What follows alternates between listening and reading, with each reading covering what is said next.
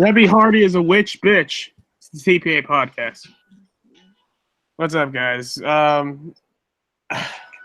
Where do we fucking start? Well, first of all, everyone say what's up. Hi guys. The beautiful people in the chat or not in the chat, it's fine.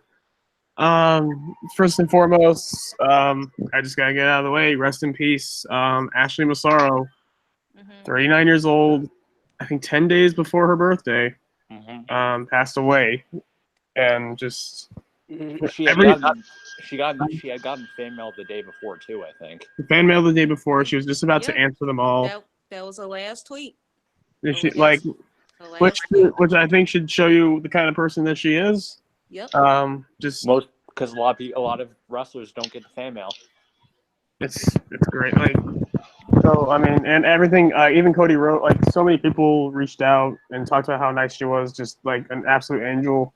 Cody even said when he was in developmental, she was the first one to reach out to him, to make him feel like it's family and all this stuff. And we need more people like that in the wrestling business. And it's a shame that one of them is gone. Rest in peace, Ashley Massaro. With that being said. No. I mean, we do have to talk about her career, what she's done, and all the bad shit she went through that I didn't even know she went through. Yeah. We do. Her career was, she started in Diva Search, right? And then she won it. She got on Playboy. She was involved with Trish Stratus at one point, in a storyline. They was gonna push her to the moon. If you involve with Trish Stratus off the bat in your career, that tells you they saw a lot in her. They saw a lot in her. They called her the punk. They called her the punk princess. I think she was the only female to have pyro in her entrance. At the time, or trying to think. I believe at the time, unless you want to count Becky, but that's steampunk. That's smoke. That's smoke. Yes. Unless we count Charlotte. Well, no, Charlotte at WrestleMania. Well, I'm saying consistently. She had it consistently. Right. So, then she has a match at WrestleMania that we just watched a week ago against we did. Melina. And then and then she got injured, and then she was there, and then she was released. Which we need to get to the injury, and we need to get to the concussion. Yeah, she got injured, had a knee injury. Then she had concussions, multiple concussions throughout her career. Apparently not even nearly treated the right way or given the proper treatment whatsoever. Because they told her to go, quote unquote, shake it off. This is right before Benoit died, by the way. Yes. Of course they did. Of course, shake it off. It's just how do you shake off a concussion? You can't shake. You can't shake it off. You can't. That's your brain. That's your brain moving around inside of your head. But Vince McMahon is desperate, and he wants. What if she has post-concussion symptoms? Shake it off. How? Fuck off. Oh, God. Yeah, this is the mentality of Vince McMahon. I mean, basically, the show must go on. God damn it, perform even if you have a concussion. And then I did some research, and I was like, why the hell did she get fired? So I did my research. Around that time, there was some supposed shit of her past coming out. I'm not gonna get to the real details of it. Basically, it's a double life style and what she did, and it came to light, and it was under her name. Basically, the lady of the night, if you catch what I'm saying. Yeah. And they fired her due to that. For her past. For nothing that she did during her run in WWE. Right. As if anyone was really gonna care that much, they fired her. Well, people would care because they would have slut shamed her because 2007. Yes. But still, fuck them. They slut shamed Lita, and they kept her around, so whatever. Right. I just want to say we fire her, but we keep Lars Sullivan around. But here's my thing: it was never officially proven. It was under her name. it was under her name, and I guess it was like the FBI finding shit, but it was never officially proven that it was her. But it makes the Lars thing even more disgusting to me because, but that's a whole other story. But yeah, and then one other story that happened that came out was about a certain thing that happened at a Tribute to the Troops show. Yeah, like she went overseas, and then apparently, according to her, she was sexually assaulted. But respect our troops. I mean, respect the troops that are actually cool, but trust me, there are some fuckers out there that just want to go there to shoot people and fucking have sex. I'm sorry. I'm just gonna say it, and I'm sorry that's bullshit. I don't care if they're troops or not. They can fuck right off for doing that. And of course, Like, because the WWE does Tribute to the Troops shows every year, they're gonna keep that. They're gonna downplay that. They're gonna keep that under wrap because that's gonna, like, tarnish their image. So let me see if I can actually find it too. Let's see. it was bad. It was bad. Like, and yeah, she was dealing with depression too. And then the reported cause of death is that she committed suicide. I think we've I know me and Asia have gone through it, but yeah, just again, it's just a reminder first and foremost, if you or anyone else is ever like even any kind of hints, like at all. Okay. Here it was. Ash Mazzar is the most recent former WWE talent to join in a lawsuit against the company alleging sexual abuse and brain trauma. She claimed that she was sexually assaulted while visiting a U.S. base in Kuwait on behalf of WWE in 2006. She claims that company doctors examined her following the incident and reported their findings to WWE executives, who then persuaded the former Playboy cover girl to keep quiet as they handled the situation internally. The allegations of sexual assault is one of the several logged by the former WWE Diva Search, who now joined she was involved in that huge lawsuit. Yes, she was, which obviously didn't help her chance of coming back to the WWE. However, she was recently about to go train to go back into the wrestling business. Yeah, she was. Which is honestly, that is ballsy to do at age 39, nonetheless.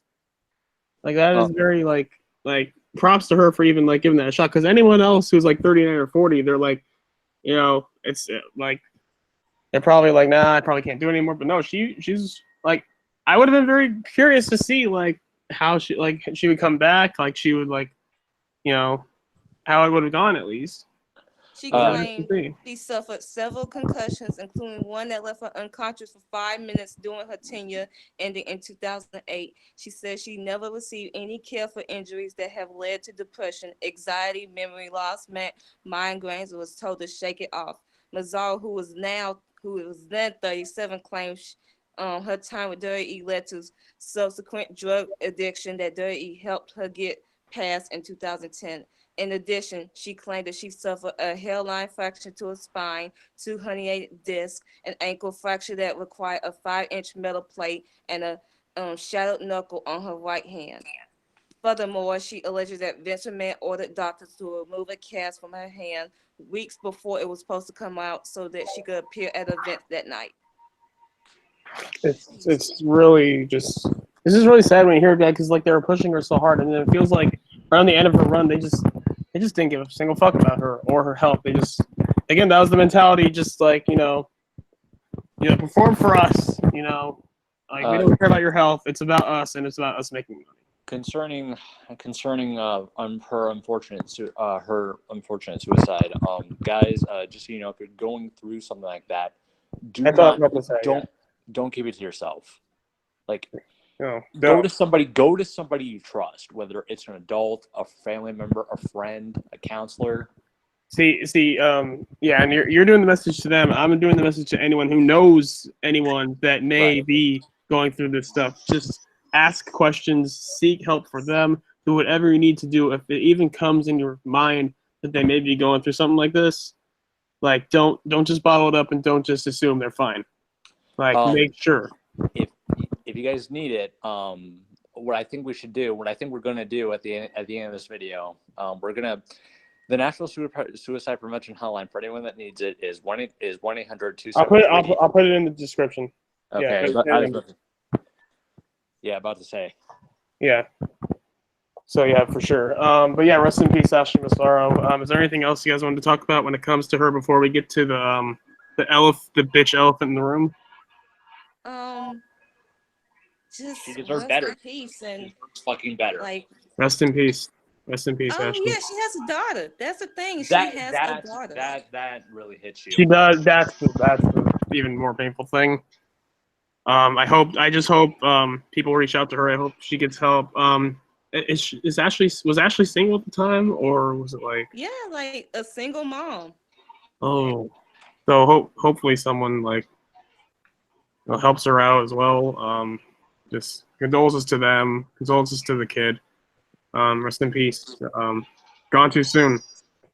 But is that basically it? Because I'm about to go from 0 to 100 in about 2 seconds. Go on. Fuck Rebby Hardy! Oh God. Fuck Rebby Hardy! Fuck Rebby Hardy! This witch bitch! This witch bitch! Piece of garbage human being! Scum of the fucking earth ass hat bitch! If anyone needs context why, yesterday, Larry Hardy, she liked the 12 Street article of Ashley Mazzaro's death. Everyone was already at that point giving her a side eye because it was like, why are you liking that but not saying anything about her death? Do you want to talk about the history of Rebby Hardy and Ashley Massaro? So the history is, at some point of Ashley's career, her and Matt Hardy, they had a thing. I don't care. It happened. It involved them too. But Rebby Hardy cares. Rebby Hardy cares. I mean, she cares enough to call Lita a hoe on Twitter. To this day. You know, what? 12 years later? Don't associate me with that hoe. 12 years later, and you're still sour. Oh, God. So I guess they have a back and forth on Twitter at some point in time. And now, since Ashley is dead, everyone's like waiting. Like, bitch, what the fuck are you about to say? You better not say nothing, bitch. So after she liked that tweet, an hour later or 30 minutes later, who knows what was extra time, she sent out 2 emojis, a happy emoji and a kissy face emoji. Right. Never mind. I just realized I muted.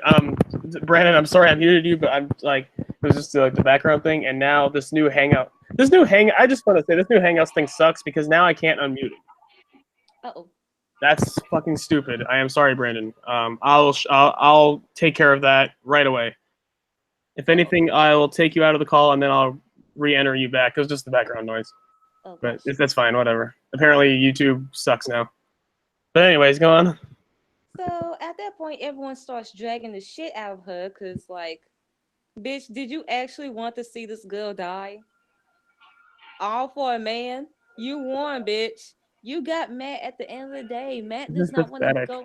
Like, this is pathetic. This is low on another level that I have rarely ever seen before. This is like how you have him. You are married to him. You have children. Not even a child. Children with this man. What is your malfunction? We good? Hi, Brandon. I'm sorry. We good? But what is your malfunction, lady? You have this man. It's been what? Fucking okay, 2000. What would you have to assume? Like 2006, 2007 at the latest? 10, yes. 12 fucking years? It's been 12 years. And you're still sour over this? Over a man? Over a man. Can I say something? Yes. Can I say something? Yes, go ahead. Yes. I'll answer your question, Cliff. I'll answer your question with Cliff in 2 simple words. Inferiority complex. Why did I think you... I knew you were going to say that. I knew you was going to say that. Like, Rebby, girl, you won. Look. Over. I say it with Alexa Bliss as a joke. I mean it when I say it about Rebby Hardy. I mean it. But still lose. She won, but you still lost at the end of the day. Because for some reason she feels inferior to the other women because apparently Ashley was the one that got mad on the drugs, so he left her. And let's be honest, the real inferiority complex comes from Lita because let's be real, if she never cheated on Matt with Edge, Matt would be married to Lita. Lita and Matt would be married, and she would be having his 2 kids. Facts. If that whole business with Edge didn't go down. Matt truly loved Lita, and Rebby still is sour over it to this very day, which is just really says something about her inferiority complex and her trust in Matt Hardy. Oh man! Does she not trust this man? Like to this day, does she still not trust him? For all intents and purposes, Matt has done nothing to not earn her distrust. Jeff Hardy basically said he's cast under her spell. Like if I'm gonna be for the bitch, I'm not gonna be for a man. A man ain't worth it. A man is not worth shit. Men ain't shit to begin with. Good Lord. And let's be honest, the only time we really knew about Matt was on the drugs and stuff was when he was with Rebby and he got arrested when Rebby beat him up. Didn't they beat each other up, or was it just Rebby? I'm just saying. Right, yeah. No, they both got arrested. Right. They both got arrested that night.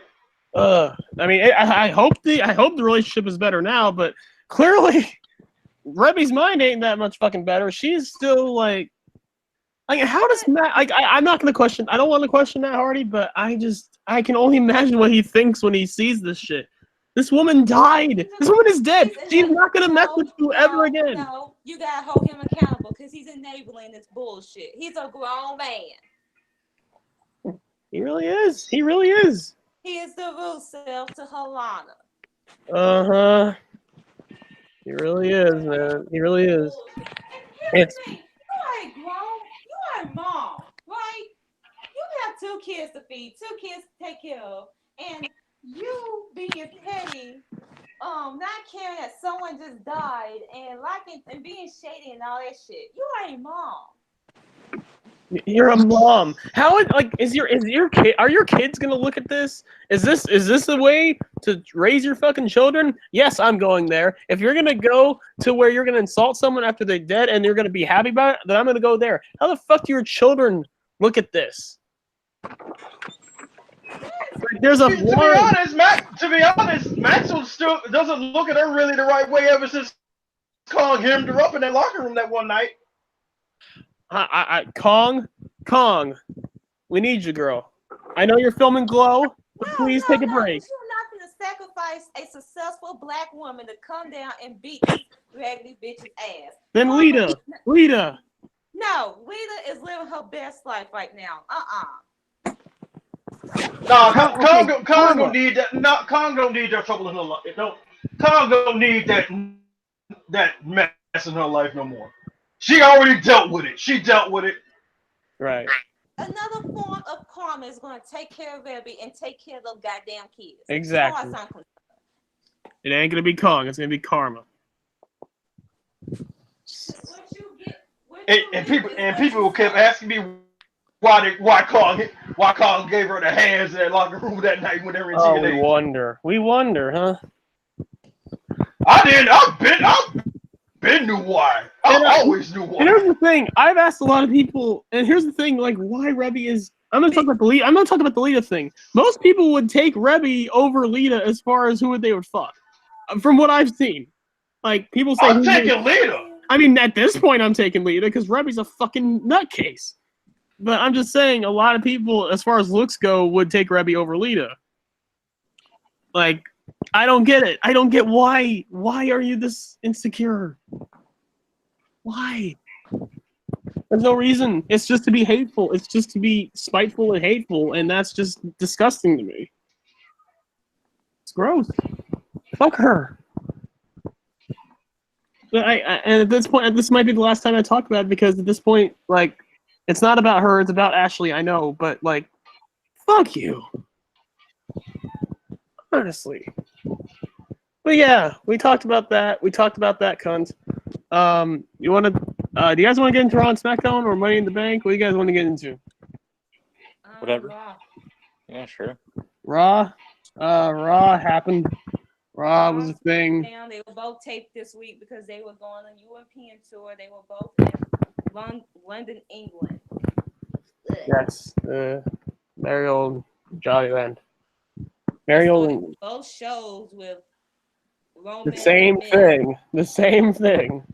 Roman, Miz TV. Shane comes out with Elias, and they set up both tag team matches. One started off the show. One was like in the middle of SmackDown. I forgot what happened on the Raw one. I really forgot who won that one. I don't care. I just care for Roman. That's it. Just whatever. And too much Shane, like way too much. I'm so tired of Shane McMahon. I was cool with the Miz Shane feud, and now it's just it's run its course. But guys, no, don't say it. No, you dare. No, don't say it. Don't say He's it. The best in the world. I will. Here comes the money. I will do something in my mind. Okay. What, you gonna use your white privilege on me to get me killed? Look, I'm not that desperate yet. I'll do horrible things to you in my mind that I won't tell you. That'll show you. So then, and then after that, we get to Becky Lynch. Yes. The contract signed between Becky, Charlotte, and Lacey. And Becky's like, oh, you have lost like your 10,000th title shot. Meanwhile, you, Lacey, you can't lose your first title shot.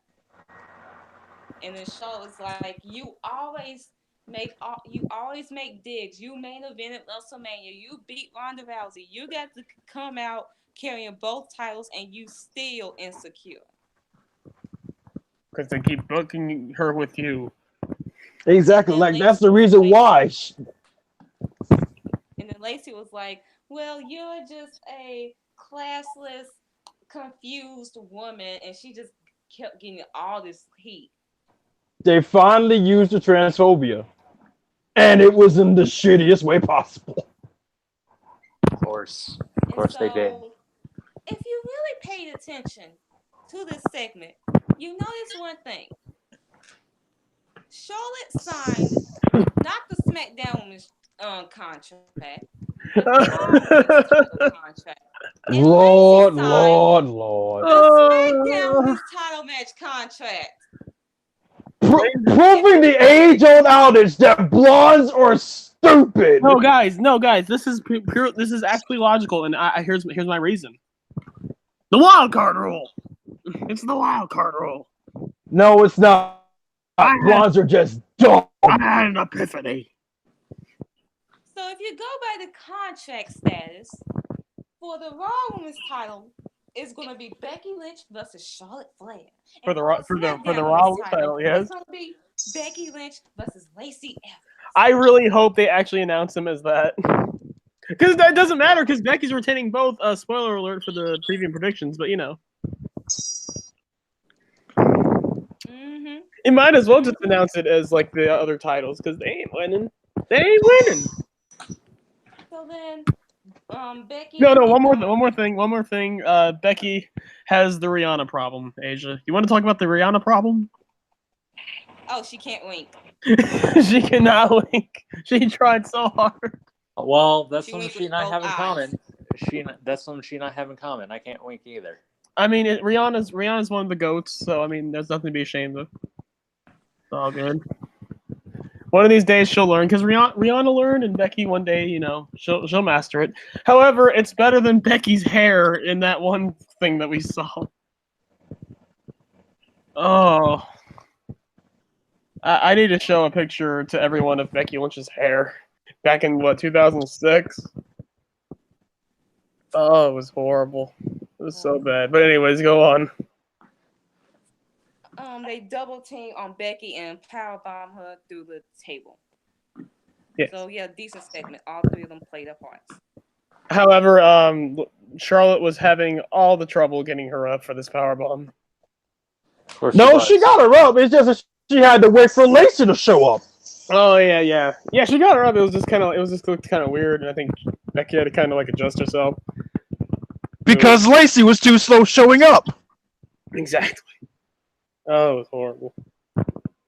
Well, yeah. Oh my God, Becky, that hair. But yeah, that was that. It was, and it basically confirmed that they're both losing because they both stood tall. If you go by that logic, which we do. Mm-hmm. Then we get to the women's fatal four-way, which previously was announced that it was going to be Natalya, Alexa Bliss, Dana Brooke, and Naomi. Let's talk about. But for some reason, they removed Alexa Bliss after the match and replaced her with Nikki Cross. But before we get to the Alexa thing, let's talk about Dana Brooke. Right, Dana Brooke. Everyone, like, really all the male smart fans that just for some reason don't really give Dana Brooke a chance At all. I get it if this was like 2016 when she was fucking up like every single week. I get that, but it's 2019. She wasn't on TV prominently, and she's been at the Performance Center working her ass off. It's been confirmed from one of the writers that she is not one of. She is the hardest working person in that locker room. Yes. That is a quote. And tonight she showed up. Good for her. And tonight good for her. Yeah. She grabbed a ladder and she did a crossbody on all three of her opponents and off the top. Not just off the ladder, off the very top of the ladder, by the way. Not even. And mind you, during the whole thing, I was terrified. I can imagine, you're like, wait, no, Dana, you're not good enough. You're not good enough, Dana. Oh my God, she is. Exactly. I was like, Dana, no, you're gonna hurt yourself. You're not talented enough, sweetheart. You're not talented. Oh wait, I was wrong. You are talented enough. Good for you. I mean, thankfully the others were. She didn't die. I mean, thankfully the others were talented enough to catch her, so that's good. Thank God. Oh, if that was that would have been we would have been in for a catastrophe. But yeah, like Dana is gonna show that, like, their performance on Monday further proved to me that Dana is gonna make the most of this opportunity she's having at Money in the Bank. I want to see what she's gonna do. I am excited to see what Dana Brooke is gonna bring to the table at Money in the Bank and prove everyone wrong, including Sam Roberts, including everyone that has a problem with her being in this match. She, like, besides that title opportunity that she had against Ronda, which was basically a fucking squash, it was a squash match. She has not gotten a legit chance to showcase herself on the main roster. Right. And she gets the chance Sunday, and hopefully she shows out. If she shows out and she has a great performance, she should have more opportunities. I'm not saying push her to the title scene immediately. I'm saying let's just slowly build her up. I mean, if Lana had a decent performance last year, I can't see how Dana can. Like, if Lana can do it, I think anyone can do it. So give Dana Brooke a chance. That's all we ask. Give Dana Brooke a chance. Let's see what she do. Let's see. If she fucks up and she doesn't do much, then we'll talk about it. But I don't think that's gonna happen. Will she win? I don't think that she'll win, but we'll get to that when we get to the predictions. Nah, I don't think she's definitely not winning. She may come close. But she'll have a hope. Yeah, that's exactly what I was gonna say. Yeah, she'll get the hope spot. Right. She might even be like the last person up there before the actual winner does it. Yeah. Yep. But yeah, what did we get? What else did we get tonight? Alexa, we gotta talk about the Nikki Cross thing. Oh yeah, we got a little different taste of Nikki Cross tonight. Because Nikki Cross, in the segment, Alexa Bliss was on the phone. She was having her white girl problems. She lost her luggage. She can't tie her shoes. All this stuff. And blah, blah, blah. Yeah, Asia, I'm sorry. Asia, I'm sorry to interrupt. Like, luggage being lost, that's everybody's problem, especially with Delta. They always lose somebody's luggage. Kota Ibushi is the master of losing his luggage. I know. Oh God. It's like, oh, again, wah wah. Just yeah, but I'm sorry. Continue your point. Yeah. So then Nikki Cross confronts her, and then it pretty much leads to Nikki Cross taking Alexa's place. And then after the match, Alexa goes to the ring, gets a ladder, climbs the ladder, and takes down the briefcase, further solidifying they have some form of alliance. I'm like, okay, this further proves three things. Alexa's not winning at Money in the Bank, and they have some form of alliance, which makes me think they're going to be in the women's tag team picture. Right. Yeah, we thought that until later on in the week, but we'll get to that. Yeah. Yeah. But you know, we need tag teams. We need tag teams. We really need. We need to tag titles on television. Oh, can we? Oh, I cannot wait to talk about what the Iconics will be doing in the bank. Oh God, save that one for me. Okay, I will. So then we get to Samoa Joe. No. Ray versus Cesaro. Oh, I love Cesaro's this. making fun of Ray's kid Dominic. Which is hilarious because fuck children. Don't bring your kids to work. Fuck these kids. Especially when your kid is taller than you. Oh my gosh, way taller, towers over him. Just never bring your kid to work day ever. Even if you want to bring your kid to work day, don't bring your kid to work. Why is Ray bringing his father with him? Anyways. Oh my god, but yeah, I mean, dude, and he's old enough now. Choke him out. Choke Dominic out. Victimize him. They had an amazing match. Ray won, giving him momentum for his U.S. title match at Money in the Bank against Samoa Joe. Then, Seth Rollins and AJ Styles, they have a video package, pretty much the dream match.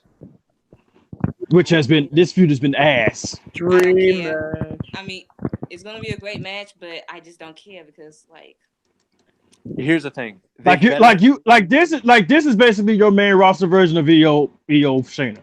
Pretty much. Here's the thing. They better give us a good match. If they don't give us a good match, well, fuck. Oh, if they don't give us a good match, I'm gonna be pissed. This is gonna be worse than AJ Styles with Shinsuke Nakamura. Good God. You're not even wrong. Woo!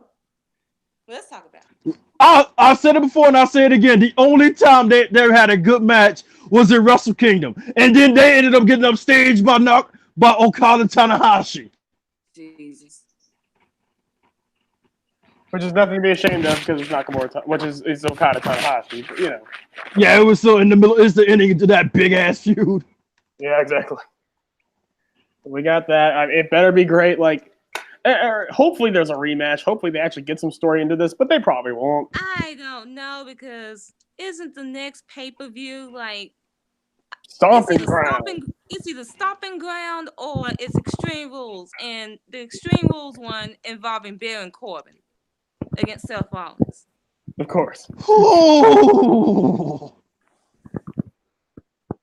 But no, Becky Lynch is the one that's taking the ratings. Okay. We'll get to that later. But yeah, so we got that. We had Braun Strowman. He was originally supposed to face Drew McIntyre. Oh, no, this is good news. This is good news. This is very good news.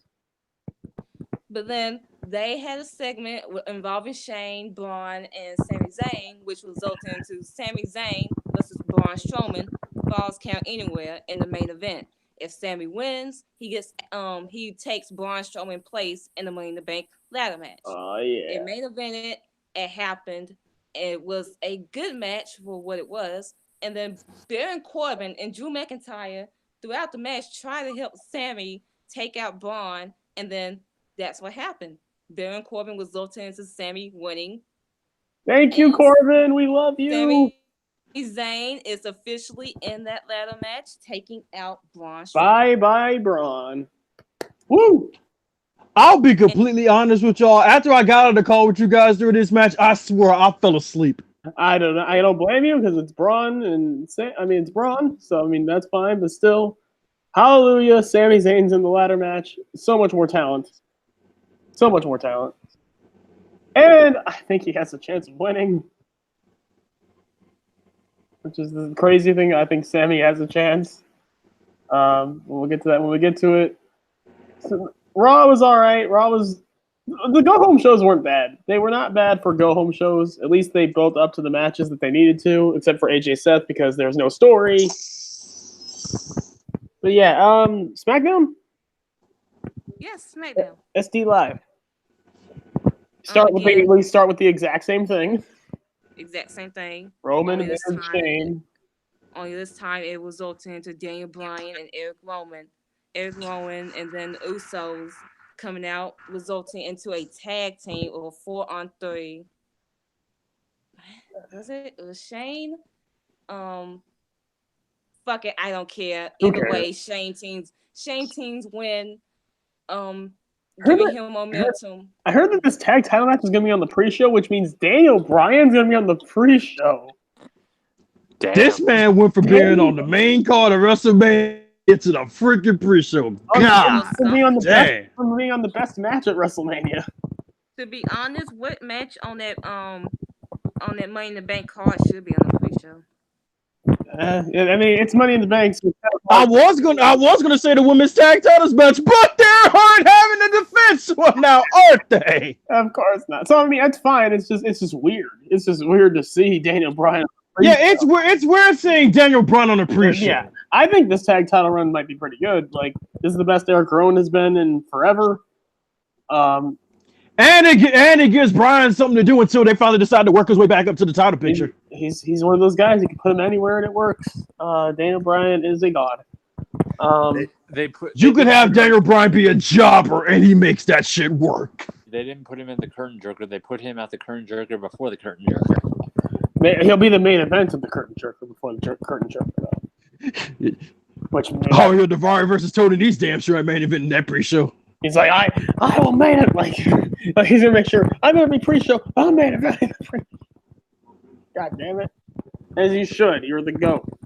But yeah, that happened. We had no Becky Lynch because she was European tour, all that stuff.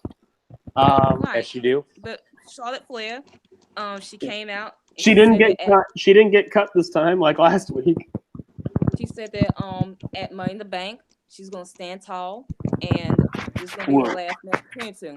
And then she went to the Tron and basically a video package of Charlotte and Becky's relationship, and from the NXT days to the main roster to 2018 to now. That's beautiful. I mean, no. Fuck Charlotte. Oh, I can't help it. It was beautiful. Look, Charlotte was great. I don't care what anyone says. And yeah, it's further cementing the fact that I think Becky 2 belts is still gonna be Becky 2 belts. Becky 2 belts. Becky 2 retentions. Becky is definitely winning. Yeah. I mean, if that wasn't enough proof that Becky's winning, after Money in the Bank, Becky's going to be on another main event because she's going to have her 24 special. Which honestly, I'm even more excited for that than Money in the Bank itself. Yes, I am. I'm excited. You better not make me cry, WWE. Motherfuckers, you better not do it. I'm watching you. I'm not crying. I will admit, though, for their 24 specials, I'm biased to the Seth Rollins one, but that's only because they used Bring Me the Horizon, and I'm a big Bring Me the Horizon fan. So. Because Seth Rollins is a fan of the music you like, so it makes sense.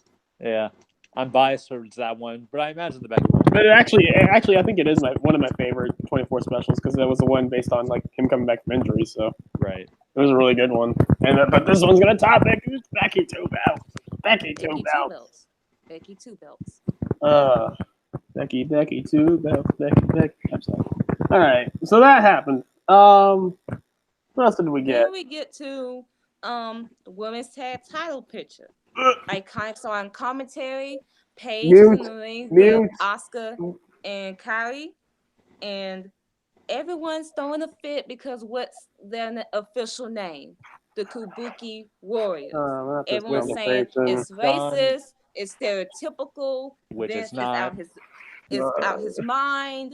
Gail Kim had something to say. Of course she does. Because of course she does. Gail Kim always has something to say. Let's be real. She's waiting for the opportunity. On this company more than she speaks about her fucking relationship. Okay, I'm gonna. Well, more than like here's the thing. I initially had a problem with it until Brandon filled me in on it, and I'm like, I'll take it. The fact that I didn't even- Oscar's character is basically Kabuki. Which I didn't even fill you in. John filled you in. I just filled you in on his tweet. I yeah. had no problem with it. I got everyone's I get everyone's sentiment with it, but I was like, let's wait before we just automatically jump the gun. And then what happens? Like Paige comes out and said, "Oh, y'all throwing all this fit." Meanwhile, it was actually Oscar and Kyrie coming up with the fucking name. And then Oscar did a tweet saying what Kabuki meant and everything. Even Kyrie, And then Kyrie did and a then tweet people- about it like a few weeks ago. And then what's over? No, I was just gonna say, and people just shut up about it because everybody thought Vince came up with it. No, because he would have called it the Kabuki experience. So yeah. But anyway, Like everyone looked dumb. everyone. Including Gail. Meanwhile, Yeah, he's quiet now. I mean, Gail's an idiot. I'm sorry. Yep. Yeah, and the thing is, my only problem was I thought that they were going to call it like the Pirate Empresses because it was so easy. But hey, I'm fine with the name that they have. So A lot of it has to do with people just being uncultured idiots. Or fake woke. Yeah. Like, So if Kyrie and uncultured Oscar- swine. If Wait, what? Kyrie and Oscar had no problem with it, then why should we, as wrestling fans, especially wrestling fans that aren't even Japanese or Asian or Chinese in that sort of form, why is it that we are offended? That's my thing. Because they want to find something to be offended about, Asia. So they can feel good about themselves because we're cultured and we're great people. Monster trucks, guns, and alcohol. That's America. Oh, don't forget, Brennan, and banging our cousins. And NASCAR. And banging our cousins. Yes. And also, and golf. I'm just talking about the south of that. You don't get me started on the north. North's a whole other thing. Then it's then Really thick New York accents. Oh god. Baseball. Yeah. Baseball, golf, banging our cousins, NASCAR, banging our cousins. There's just a ton of cousin fucking in A lot of cousin fucking. A lot of cousin lot. fucking. Did I mention that? Lord. Oh man. Oh fuck, Bobby Fish. Oh Lord. Bobby Fish. Wait. Whoa, hold on. Okay, that NXT live event. Someone Mhm. said they threw up the X and Bobby Fish No. got helped to the back. No. Okay, wait. Is it his knee? I'm trying to see. Bobby Fish. I don't. It may not be bad. It may not be that bad. They saying I don't know. They're saying he got helped to the back. The back. Oh Lord, please don't tell me it's the knee. He just came back from the knee injury. I'm trying to see. Oh fuck. Oh brother. No. Let's see. I didn't see what happened. Just saw a second ref run down while he was on the outside. Kyle finished the match on his own. Bobby was helped to the back. Possible leg injury. Oh no! Oh no. Not again! No. Oh god. Ooh. Isn't he supposed to be in the? Yup. Oh. Because remember when Bobby got cleared, they decided to take Roddy out of the team thing and make Red Dragon the team Undisputed Era again. No. So now it's just gonna be Adam Cole and Kyle O'Reilly. But no, isn't Bobby Yeah. Fish supposed to be in that tag title match with Street Profits? Yeah, you're right. Yeah, because Red Dragon is the official team. Jesus. You think they're just gonna start Adam? No, because Adam Cole has the world title match. Nope. Yeah. The only thing is now, then they might just have to consult things out with Roddy. You know what? That would be for the better because they shouldn't be breaking them up to begin with. But oh my god. But they. Dude, But Robert do they have Paulson enough- cannot do they have- Hopefully wait. it's not too. Hopefully it's not too serious. But yeah, Yeah. if Do it is. they have another set of tape? Do they have another set of tapings before the takeover? No. Those crap. are the tapings. Those are it until Oh. June takeover. Oh, Those that's are your not good. last set until June to That's takeover. not good at all. Yeah, and that takeover is going to be on the 1st of June, isn't it? Yeah, it is. Oh, they're fucked. They're fucked. Wow. Hopefully it's not too bad. If not, oh, they are in trouble. Thankfully, it's a fatal 4-way. So even if it's like kind of serious, he doesn't have to do that much. Yeah, Right. because Ciampa, because you saw what Ciampa did in his ladder match, and that man had a torn ACL. Yeah. So thankfully, the tag. Maybe you could just have Kyle do most of the work. That's fine. Because I don't think they were going to win that match anyways. So there's that. Get well, Bobby Fish. If that's the case, shit. Again, he shouldn't have broken up Undisputed Era. Should not. Don't do it. But whatever. Who am I? I'm just not Triple H. So whatever. But yeah. What was the main event of SmackDown? Wasn't it? Oh, Kofi Kingston, Oh, Kevin Owens segment. yeah, which was great. Love that segment. Kofi has been an amazing champion. Like is Kofi. Oh no. Okay. Next to Becky Lynch, is Kofi Kingston the best? Like, in fact, I will say, is Kofi the best booked champion in WWE right now? I would say yes, because he's had multiple title defenses and he's won clean. All of them. He's won clean on all of them. He's been awesome. Like, because with Becky, I love Becky, but like she hasn't been wrestling that much. Right. Well, I mean, the live shows she has, she's been wrestling all the fucking time, but it's mostly been promos and shit like that, which is her strength, so that's fine. But yeah, Kofi's just been killing it, and I'm so fucking happy that yeah, they're giving him a legitimate run, and it's great.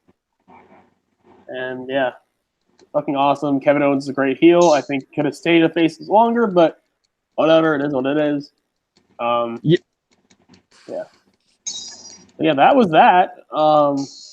Do you guys want to do predictions for Money in the Bank first, or you want to do NXT? I'm ready to do Money in the Bank predictions.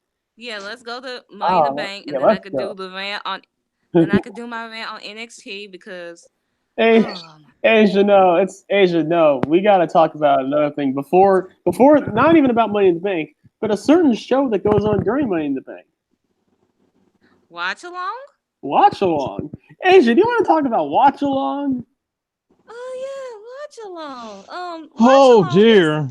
Watch along is when you have these certain wrestlers. You have Pat McGee or whatever his name is. You have fired. No. I actually like Pat though. I like him. I like him. Like he seems like he genuinely likes to be there. I just remember didn't he get in trouble with Vince over something? He got in trouble for not having like dress code with my and then But he got like Michael shouted Cole. out by Michael Cole. Fuck Michael Cole, by the way. Fucking puppet. Yeah. I think it was those shorts that he wore that night. Who cares? Makes him different. Makes him unique. Whatever. It's WrestleMania. That's my thing. Who cares?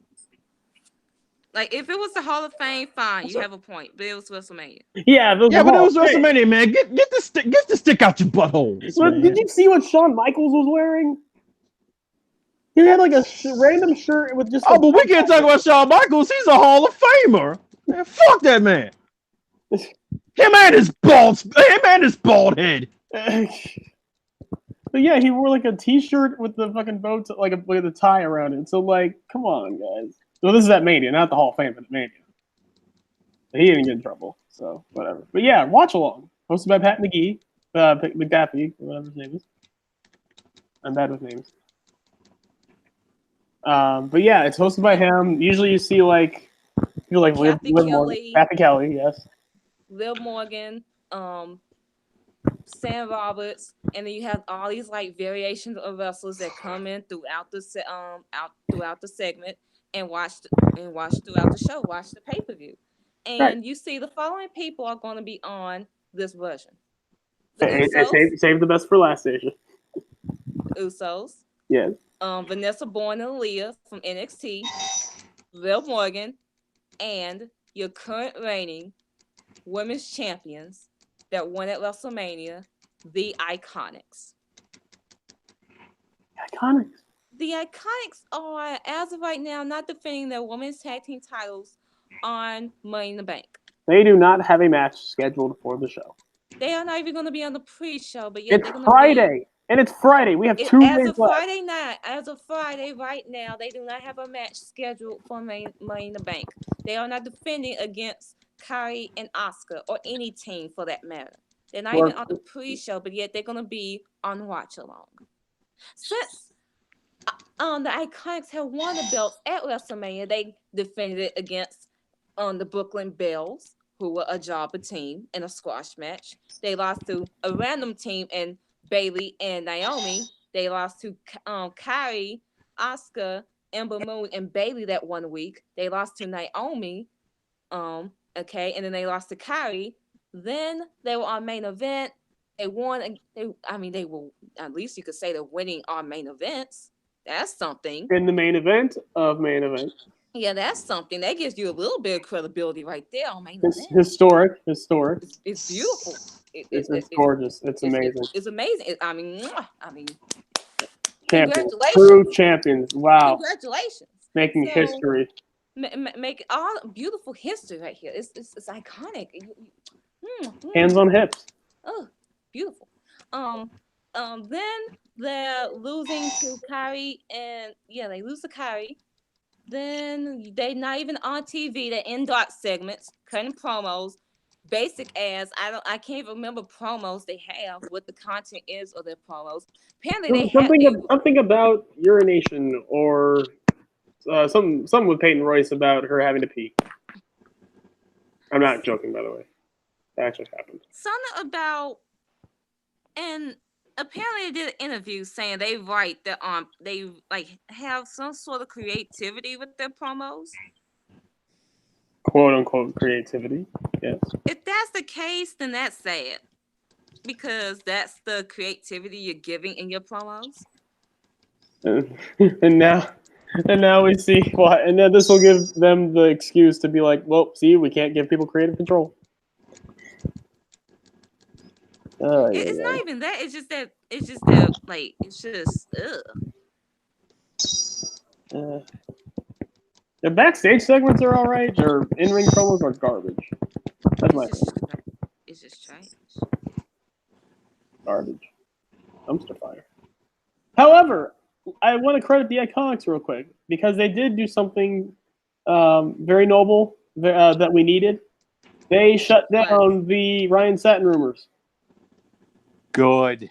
They shut down Sasha and Bailey lost, so they were in the locker room throwing a temper tantrum. Let's be honest. Who really believed that crap? No one. Nobody should. Except for Sasha haters. It's not even that. Kathy Keller just took a shot at that too. So it was nice. But the Iconics were literally there. Oh yeah. That's something we forgot to mention about Kathy Keller. We just found out that she's actually dating Velveteen Dream. Good on you. Dude, she went from Finn to Dream. This woman has taste. I'm not even gonna lie. That's kind of an upgrade. It is. I'm sorry, Asia. It is. Like, all rocks with Finn and everything, but it's the Velveteen Dream, baby. Velveteen Dream. It's the Velveteen Dream. Sorry, that's upgrade. But what I'm saying is, going back to the Iconic situation, everyone's feeling bad for them, and I'm still not gonna feel bad for them. Because if you gave them great booking, you would still see the fact that they're still shit wrestlers at the end of the fucking day. But no, they're comedy wrestlers. They're comedy. Not comedy. Acts, but did anyone think these new belts with barely any credibility was going to help them? The titles have been around one team before them, so there's not much credibility there. I don't care if they're a great team. The titles have just been made. You can't just slap a belt that no one's had and instantly be like, "Oh, you're credible now." This title has no history. The person makes the title, not the title makes the person. It'd be one thing if you put the WWE title on Jinder Mahal, this WWE Championship that has 50 years of lineage. This title has no lineage. The person makes the title, not the title makes the person. And once you put the title on a team that's been jobbing for a year plus, what can you expect? What do you expect? The title just automatically make them winners and dominant and all that stuff? They're a comedy act, guys. And not only that, they're bad wrestlers. It would be one thing if you're just comedy acts, but you're good wrestlers like the New Day. But you're comedy acts and shitty wrestlers. Or Colt Cabana, Toriano, all those guys. Do you want to know? Hell, Taguchi at some points. Hell, do you Yeah, want to? even him. We're forgetting somebody. Chuck Taylor. Yes, the ultimate. Yes. Here's my thing with Taguchi. He's a good wrestler. I don't find him funny at all. But he's good in the ring.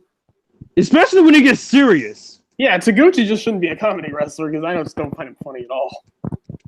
But yeah. Like, guys, it was not going to work out for the Iconics either way it go. And this is their first, like, quote-unquote pay-per-view and, like, pay-per-view as champions, and they're not even going to defend. And people are like, oh, it would have been worse for Sasha and Bailey if they were retained. No, it wasn't, because they probably would have No went to NXT. wonder, because we know that Sasha and Bailey would have been on the show. We know they would have been on the show. More likely, they would have went to NXT. And if Sky Pirate still was not around at that point, then they were more likely defended against Vanessa Bourne and Aaliyah, who they have been establishing in NXT as a tag team. NXT has been establishing anything as of late. I mean, as of like, yeah, we will get to that later. But I'm just saying, at least Sasha and Bailey, they would have had the belts they would at least did something with the belts in NXT. What are the Iconics doing? They're going to be on. You telling me you couldn't find a way to put the Iconics versus Kyrie and Oscar on that pay-per-view, even on pre-show status? It would have been perfect for the pre-show. Would have been perfect for the pre-show. The only thing I can no, this is just payback. I'm just enjoying this because all the Iconics fans kept saying, "Oh, the belt shouldn't be on Sasha and Bailey because they're not a real team." They're not a real team. What the fuck does that even mean? No, I've been trying to figure it out. I've come to the conclusion. I have no fucking clue what it is. If that's the case, then the Iconics are. I know what it means. What? I know what it means. It means that real team bullshit. Oh, that makes sense. Okay. That don't mean shit because the real team, like if that's the case, and Peyton and Billy did not debut as a real team in NXT. Going back to if the Iconics fans really knew their fucking history, they did not debut as a team in NXT. Yeah, they teamed about like 3 years after they debuted. Like, what is with these tag team wrestling gatekeepers out here? Gatekeepers. This is just stupid. Why are you gatekeepers? The same people that be gatekeeping on Stardom. Don't get me started on gatekeeping of Stardom. That shit is the worst. Didn't Seth Rollins tag with Kurt Angle's son to win the tag titles? Yeah. Yes. Well. Yeah, like if you really knew wrestling, like tag teams are put together like the Bar, New Day, Edge and Rey Mysterio, the Rock and Sock Connection. Like hell, Edge and Hogan. Edge and Hogan. Didn't Shawn Michaels and Hogan almost win them at one point? Chavo and Eddie Guerrero. An Olympic gold medalist with a. They were one of the real team, but I could technically classify them as a real team because they were related. Because I think they teamed in Mexico a few times, I think. But what's a real team? I think. An Olympic gold medalist and a guy with a broken freaking neck. With a broken freaking neck and a guy with a missing tooth won the tag titles. If you want to go to the women's division, okay, cool. They aren't a real team because they didn't debut together. You got Beth and Natalia. They weren't a real team because they didn't debut together. The only, the Bellas are a real team. That's about it. Because they were literally. They didn't debut as a team together. If you didn't come from the same womb, you're not a real team. It's real team. It does not matter if you're not a quote unquote real team. It matters if you have tag team chemistry and can you put on great matches as a tag team. And the Iconics aren't even doing that. Even if you give them longer matches, they can't even do that. And do you really want them to have longer matches? That's what fans want, because fans were complaining that they did not get longer matches with Naomi and Kyrie. So if Sasha and Bailey aren't a real team, does that make them a fake team? What is a fake team? And here's the thing, they said the same thing about Black Flight. They're a fake team. They're not really a team. So what? Did you want the Forgotten Nobodies to win the Dusty Classic? I wanted Street Profits to win the Dusty Classic. But we can't get those things, can we? No, because we got to push the forgotten nobodies. No, because we got to bury the tag titles. We'll get to that later. But I'm just saying, like this. No, it shouldn't be about real team argument. It should be about women's tag team wrestling argument. And Sasha and Bailey was women's tag team wrestling, and the Iconics aren't. I'm sorry to say that for the 10,000th fucking time. No, you're not sorry. You're not sorry. You're not sorry. I had to say because everyone. I'm gonna need you to say. I'm gonna need you to say that louder for the people in the back that can't hear you. I hate to say that, and people assume that I automatically hate the Iconics because it's Sasha and Bailey. No, I was hard on them ever since January. Ever since January, I've been feeling like this because I've been seeing the bullshit of them just being not like for two girls that have been in this business for 10 plus years on the indies, and through NXT, and finally get to the main roster, and they're mediocre at best in the fucking ring. It fucking pissed me off. And people say that they deserve to have great booking and they deserve to be winning and all this fucking bullshit. And it further pissed me off because they criticize Sasha Banks. They say that Bailey shouldn't be on fucking top. They have problems with Becky Lynch on top, but yet they want the Iconics to fucking win. That's what's fucking pissed me off. You want mediocrity to keep winning. Like you weren't saying, like y'all was saying this with Alexa Bliss when she was on fucking top. And y'all was saying this with Nia Jax. Now y'all want this with the fucking Iconics. Y'all want mediocrity to keep fucking winning. And that's what pissed me the fuck off. When these two, even in 10 plus years in the business, are not great. You have no excuse when you've been in the business for 10 plus years and you still shit. The Bellas has eclipsed y'all in the fucking ring, and they were not on the fucking indies. They had to start from fucking scratch. Bianca Belair and 3 plus years had eclipsed both of them. Ronda Rousey in 1 year from scratch has eclipsed both of them. That is sad. That is fucking sad. 1 year. That's sad when you let Bianca Belair and Ronda Rousey eclipse both of you. And Ronda Rousey ain't Kenny Omega, guys. That is fucking sad. And they are the women's tag team champions. Whatever those mean anymore. How long I told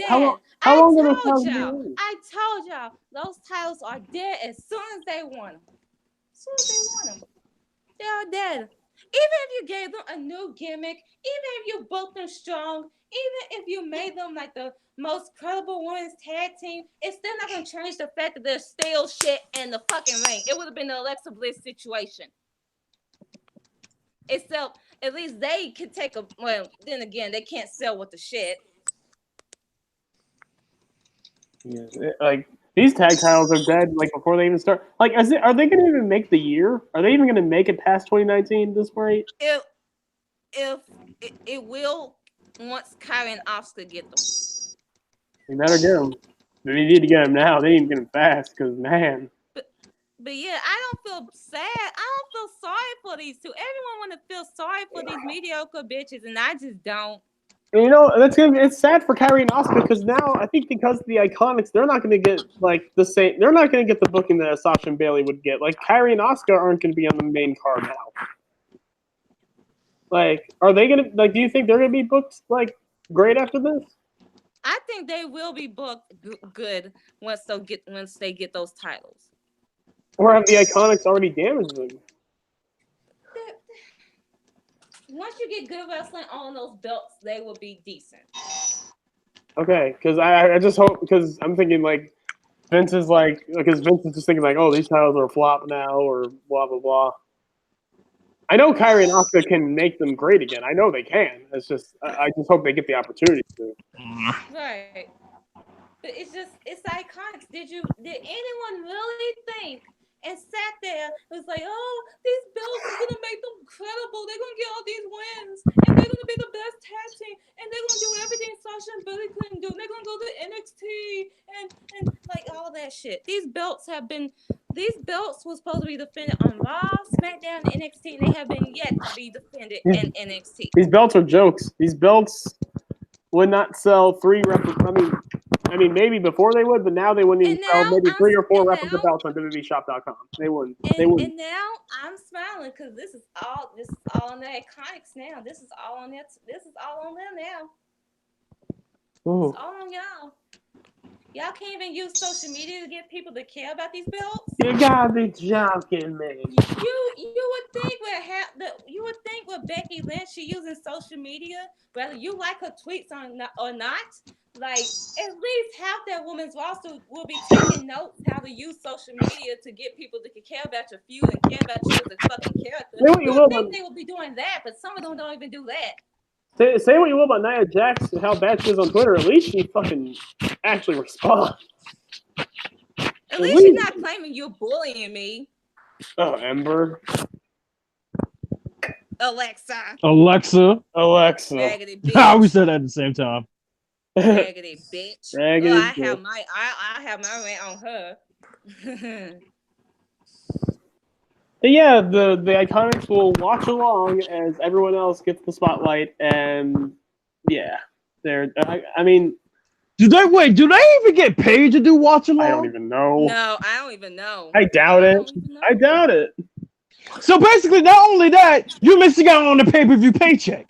Guys, Yep. I just realized something. Okay, it's clear. Vince doesn't care about the tag titles now that they're not the Iconics. We know this. Right. So what if Vince or whoever's booking matches forgets about the Iconics? Think about that for a minute. Because that implies that the Iconics could have as long of a reign as they want. They'll forget that they're on the roster. In which they'll probably have the longest reign due to the fact that Vince does not even remember who the fuck they are. Wait, guys, we have them underemployed? No, guys, seriously, I'm not. You think I'm joking? I'm actually being pretty serious about. They're gonna have They're gonna have a year-long reign because Vince is just gonna escape his mind. Oh yeah. No, they're gonna go longer than that. Are they gonna have a Dean Ambrose U.S. title reign? It's gonna be a Dean Ambrose title reign in which we won't even they're gonna care. have an Okada reign. Are they gonna get? Oh Lord! Are they gonna get released as their tag team champions? Motherfucker! They're gonna leave with the fucking belts. They're gonna take. See, that's the difference between them and Sasha and Bailey. Vince would remember Sasha and Bailey because they bugged him about the tag titles. Yeah, the Iconics are gonna go to AEW and throw them in the trash. No, that's a legit thing of mine. Seriously, what if they have the longest title reign due to negligence of not being booked? Well, that's the thing. Are we gonna care? Are we gonna care? No, because I'll care for those tag titles. I mean, are we gonna have a women's tag title match in 2020, or are they just gonna be They will show up. The Iconics are gonna be the titles are gonna be hung up in catering. No, seriously, what do you guys think of this? Of what I'm saying? Do you think it's? I think it's far-fetched as hell, but it's hilarious, so I'll go with it. That will finally show up after 2-3 years. Okay, you think it's far-fetched? Yes. Because if that actually happens. Because even Vince isn't that forgetful. He's it's Vince. I don't. It's Vince at this. And he's getting more senile about the age. I don't know. Damn it.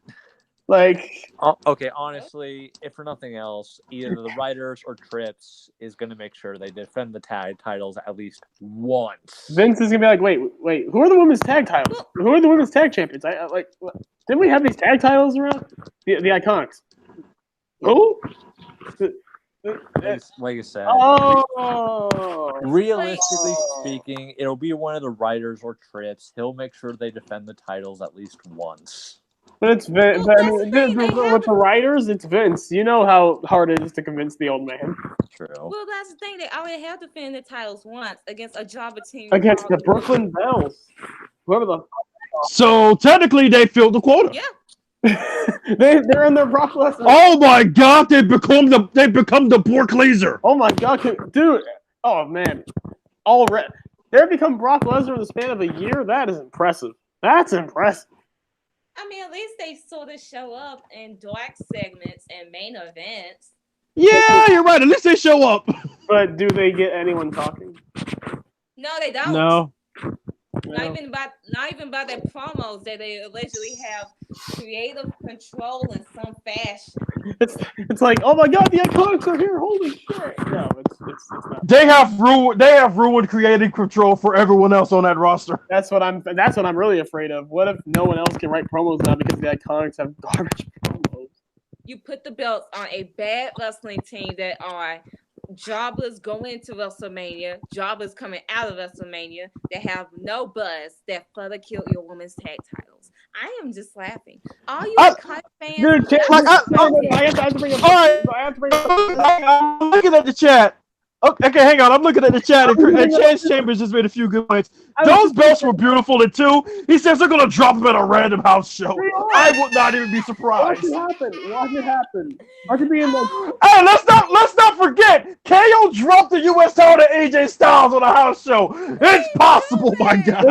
They're gonna drop. That would be so beautiful. They're gonna drop it. Right They're gonna drop it to Carrie and Asuka at WWE Lafayette. Oh my god! Yo, fam, watch Billy and Peyton deadass drop the tag titles on a tag match on the damn house show. That would be freaking so house. iconic. Oh my god!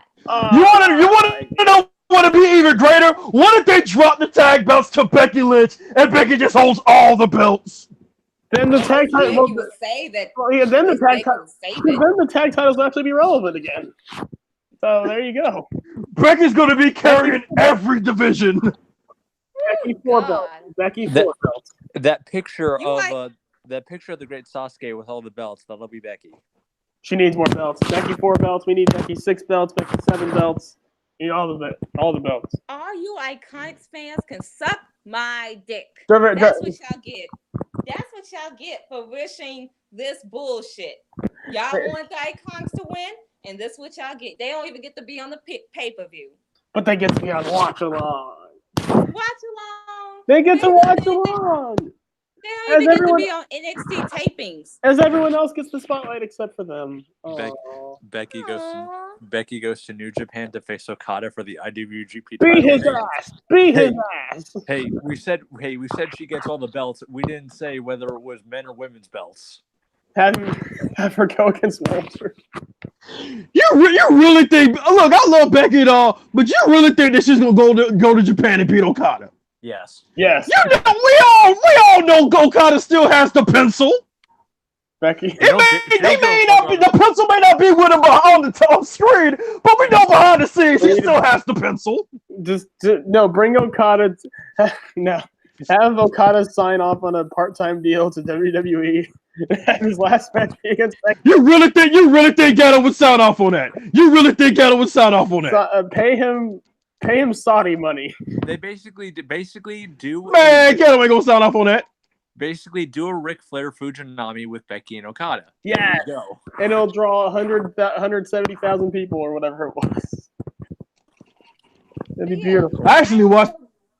That was actually pretty good. I don't feel bad for the Iconics. I don't feel bad for you Iconics fans. Y'all can suck my fat dick and call it a fucking day, you fucking gutter snipes. And women's tag titles are dead.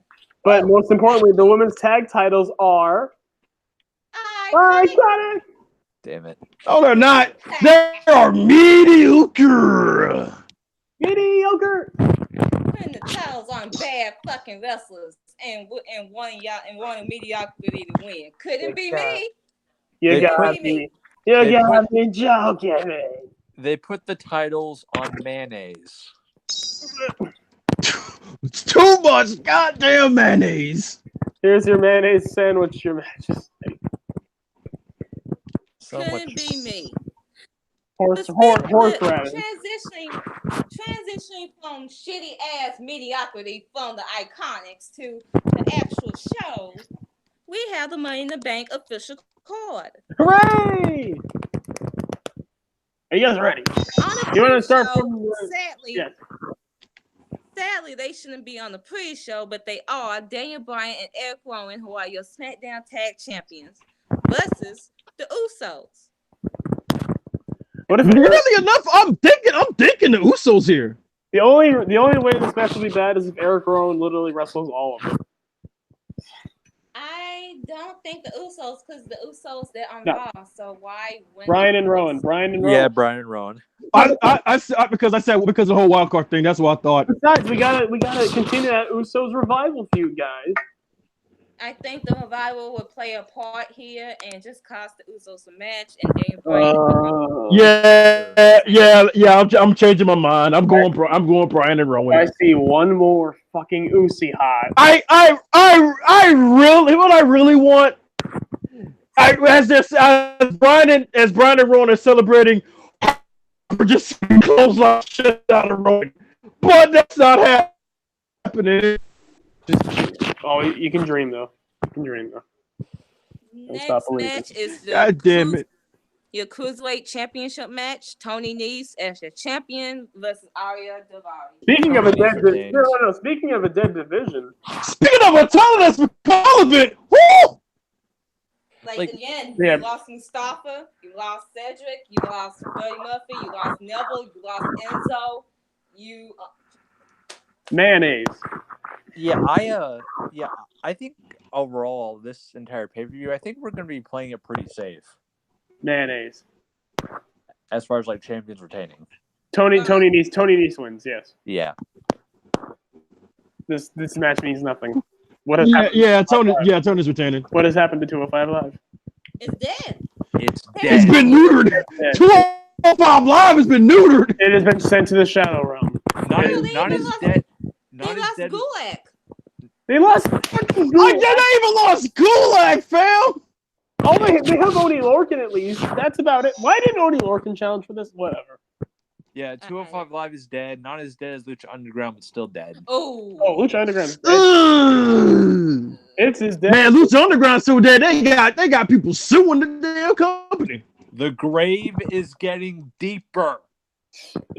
The grave is physically getting deeper, guys. Is there anyone left at that? No. Anyone? No. It's deader than half the Lucha Underground roster in kayfabe. Jesus. It's deader than half the earth after Infinity War. It's deader than Mr. Cisco. Okay, y'all made your point. Damn. It's deader than. Okay. But yes, this Tony Nese retains obviously because mayonnaise. Samoa Joe as your U.S. champion defending against Rey Mysterio. Ray. Joe. Okay. I'm saying Ray. I'm saying Ray, actually. Okay, we're split on that. Okay. Yeah, I'm just saying, man, Ray is due to win the belt at this point. Sure. Victimize Dominic. And Dominic's playing a role. Joe trying to victimize Dominic is going to play a role for Ray winning. Actually, you know what? Here's the thing. I will pick Ray, and I think Joe will win it in a rematch. Okay. Exactly. Because I can see. Yeah, Ray has to get one win, and it'll be because of Dominic. Okay. But this will be But after this will give Joe reason to really torture Dominic. Yeah. Okay. Yeah, I guess I'll go with Ray. I just had some. Ray, you guys convinced us. Yes, Black Excellence reigns supreme again. Rey Mysterio wins. Okay, steel cage match: The Miz versus Shane McMahon. Steel cage match? Is that still? For some, I'm picking Miz. I'm picking Shane. I'm picking Shane again. I know. You're not convincing me that. I'm picking Miz. Okay. Yeah, I'm going Miz. Miz. Okay, Jarvis, give me your reasoning on why you think Shane. Yeah, give us your reason. I'm curious. Simple. Money. Money. It's that freaking simple. Okay. Do you think Bobby Lashley is going to play a part? Oh, fuck off. Possibly. Somebody's playing a role. I just don't know who. Do you think Mrs. Dad will Shane has so much money. I wouldn't even be surprised if Shane buys off Mrs. Fowler to screw him in the cage match. This feud needs to end, dude. This feud needs to end. Mercy on us, please. It does, especially since Shane's in a feud with Roman.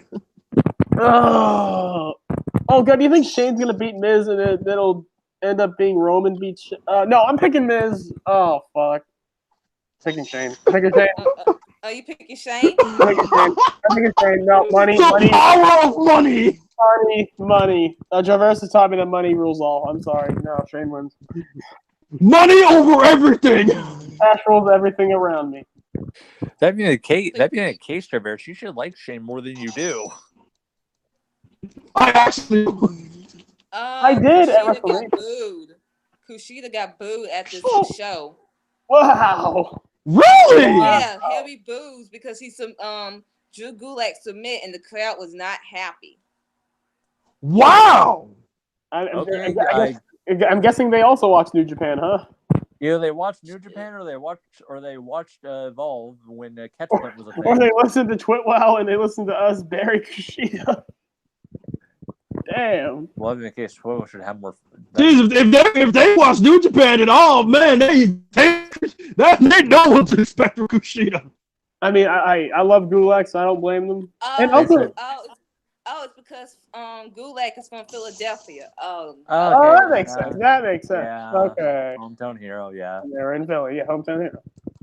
So you. Yeah. Yeah, I'm saying Shane. Shane. Miz. Okay. Okay, so Okay, so Brandon, so you guys say Miz, right? Yeah. I say Miz. Okay. Next match.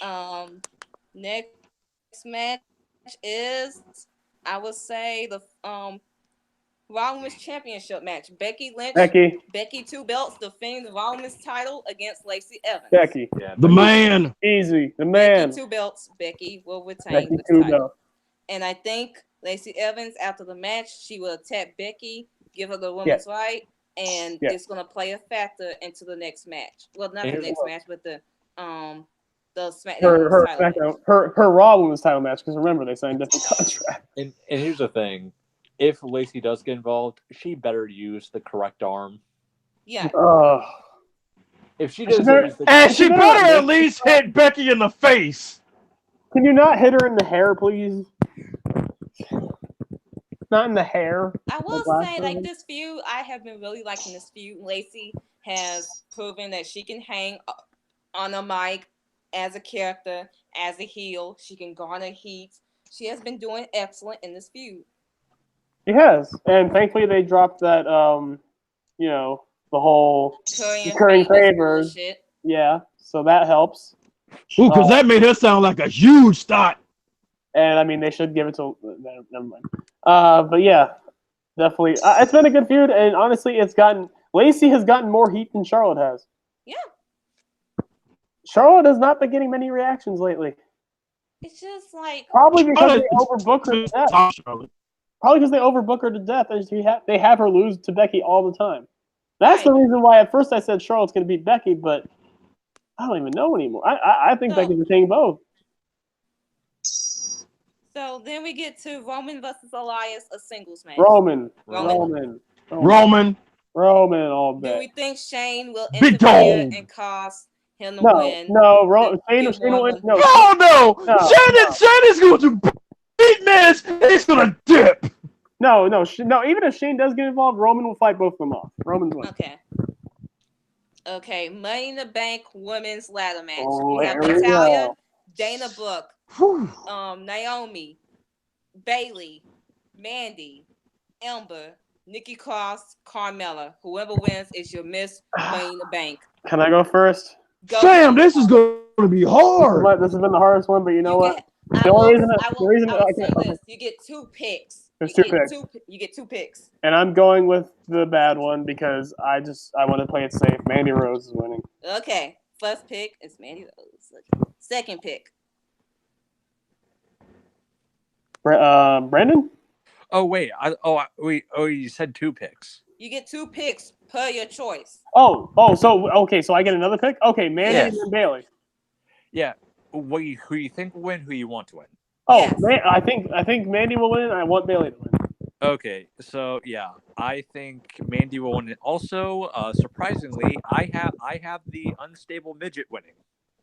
The unstable who? Oh, Nikki Cross? Yes. Okay. But Javez? I think Bayley will win, but I kind of want Naomi to win. Okay. All right.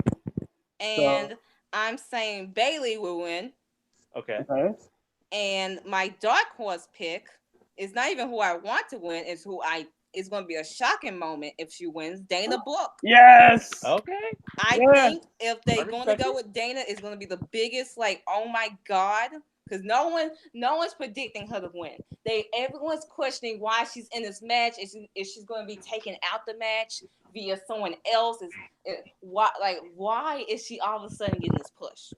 And I think after her performance with Ronda Rousey and her reaction at Mania, that since they put in this match and she actually had a good showing at Monday and she's the hardest working apparently, they might actually do it and give her this briefcase. That'd be cool. Just imagine. I would love it. I would love it so much. That would be like, oh my god. Yo, imagine how many people will get so buttered. And here's the thing: I don't even want Dana to fail the cash in. I want her to wait it out. Yeah, wait it out. Have the opportunity, like. I say wait that bitch out till Mania. Dude, yeah. Oh my god. Dude, in the case of Dana Brooke, what a difference 2 years makes. It really does. She's gotten so much better. It's ridiculous. Because she used to be terrible. I'll just say right now, she used to be awful. Yeah, she used to be awful. Now, is she anywhere near the best on the roster? No. Is she one of the hardest working on the roster and maybe the hardest working? Hell yes. Here's the thing. She went from a 2 to about a 7. That's commendable. She went up 5 points. That's ridiculous. I'd say 2 to 7 is good. That's average. I think she's about an average worker.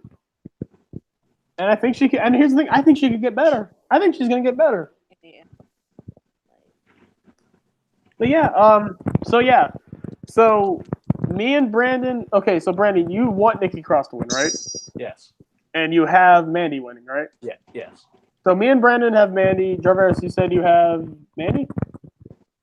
No, I said Bailey. Bailey, okay. So it's like we all have. Okay, so you and Jarvis have Bailey, and we have Mandy. Of course, me and Brandon go with the racist one. That's. Again, we're playing it safe. Yeah, we're playing it safe, and I can see them doing like the long build with Bailey. I kind of want Bailey to win the Rumble. I ain't gonna lie. Right, I can see it being Mandy because again you have the Mandy Rose, Sonya Deville story, and Bailey doesn't necessarily need, like, it all depends on, does Becky retain, in my opinion? Does she retain the SmackDown Women's title? Because if she does, Mandy's winning Money in the Bank. If she doesn't, my thing is with Mandy though. I'm thinking Sonya will play into Mandy losing. I can see that. I can see that. But here's the thing. I don't even see her playing into that. I would say whether Mandy wins or loses, especially if Mandy does lose by herself, that's gonna make Sonya kind of turn on Mandy, being like, "Why did I give her this shot in the first place? Why have I been? Why have I been? Exactly. Why have I been to her? Wait, why am I with this woman?" It'll be that moment. That'd be great. I would love that for Sonya. And if Mandy does win, you could have the thing where Mandy can I have the scenario pointed out. We do a post-match interview, and Sonya comes out to hug her, and Mandy says, "I just want to thank one person who has been there for me to the very end," and Sonya's just smiling, and then Mandy says, "And that person's me!" And then Sonya just looks around like, "You bitch." If that happens, okay. Right, or Sonya could be like, "Huh, I could have done that." That could have been me. But at the same time, you could say Bailey does not need Money in the Bank to. Basically, if Charlotte wins the SmackDown Women's title, you already have a built-in story. Bailey for Charlotte for the SmackDown Women's title. She does not need Money in the Bank in order to qualify for the title. But that's the thing. You want to get to the match? Yeah. Becky Lynch versus Charlotte Flair. Becky Lynch. Becky Lynch retains. Becky 2 belts. Becky 2 belts. The champ. Becky retaining everything, brother. Here's my thing. There's gonna be one night where she does. I was saying for the longest time that Charlotte was winning this. Me too. Charlotte, she has not, because think about their history. Even going back to 2015, Charlotte has not beaten Becky clean on pay-per-view. Even at the Rumble, Ric Flair got involved. The pay-per-views after that, like she has not beaten Becky clean. Becky has had Charlotte's number. Becky has beaten Charlotte clean multiple times. And I was thinking, okay, maybe this is the time Charlotte will finally beat Becky. That's Becky's right. I just thought of gonna go another to reason, Raw. but I just thought of another reason, and that plays into another reason why I don't think Charlotte's winning. Because if Charlotte does beat Becky Lynch here, we're assuming that the Becky Lacey match is going on first, and Lacey's going to attack Yes. Becky. So even then, it won't matter because Charlotte didn't actually beat Becky clean. Right. She didn't actually beat her clean, and I think they're gonna hold it. They're gonna have Becky beat Charlotte in every situation.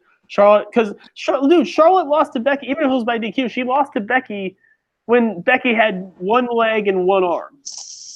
Right. Like Charlotte just cannot beat Becky Lynch, and you can play this story off, but eventually Charlotte will beat Becky Lynch clean. It's gonna happen, guys. Trust me, it will happen. It's gonna happen, but I don't think it's tonight. my reasoning why it's not gonna happen, because you have to think, like, Becky has 2 belts. She has to retain with those belts once, at least one defense with both these belts. Right. So that's my first reason to thinking, oh, she's retaining both.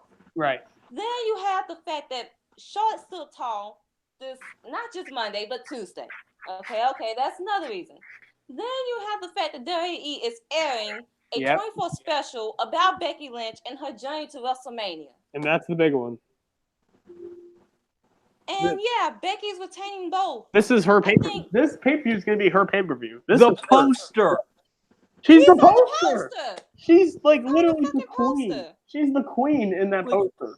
Like, this is WWE basically looking at the audience and winking. This is basically if I was booking wrestling. The story has been Becky Lynch trying to overcome the odds against Vince's obsession with the blondes, and Charlotte is one of the blondes. This show is trying to give Charlotte's the main blonde. This show is trying to give me a boner, basically. That's what this show is. Like it's Becky beats the world. And here's the thing, like I'm sure the resentment hasn't started yet with the. I don't care about Twitter. I'm not even going to bother with Twitter. But as far as the live crowds go, they still ain't booing this woman. If they have Becky beat both Charlotte and Lacey, I still don't think they'll be booing her. But I think there will be some kind of like, okay, like. Right. Because I do think she's going to drop the belt, the SmackDown belt. She has to soon. Because we cannot Super Cena her. You cannot overexpose her, like over push her and all that stuff. So all I'm saying is you have to have one defense in which she retains both titles. Even if it's just barely. I don't even want Becky to like win decisively. I want her to win by like some kind of like fluke. Vince, it's not the 1930s anymore. You can't have a 1,000-day title.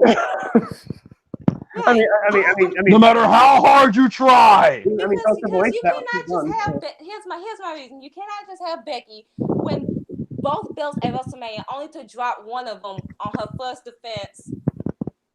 Like that. That's all I'm saying. Like just that alone, you cannot just have her win both belts.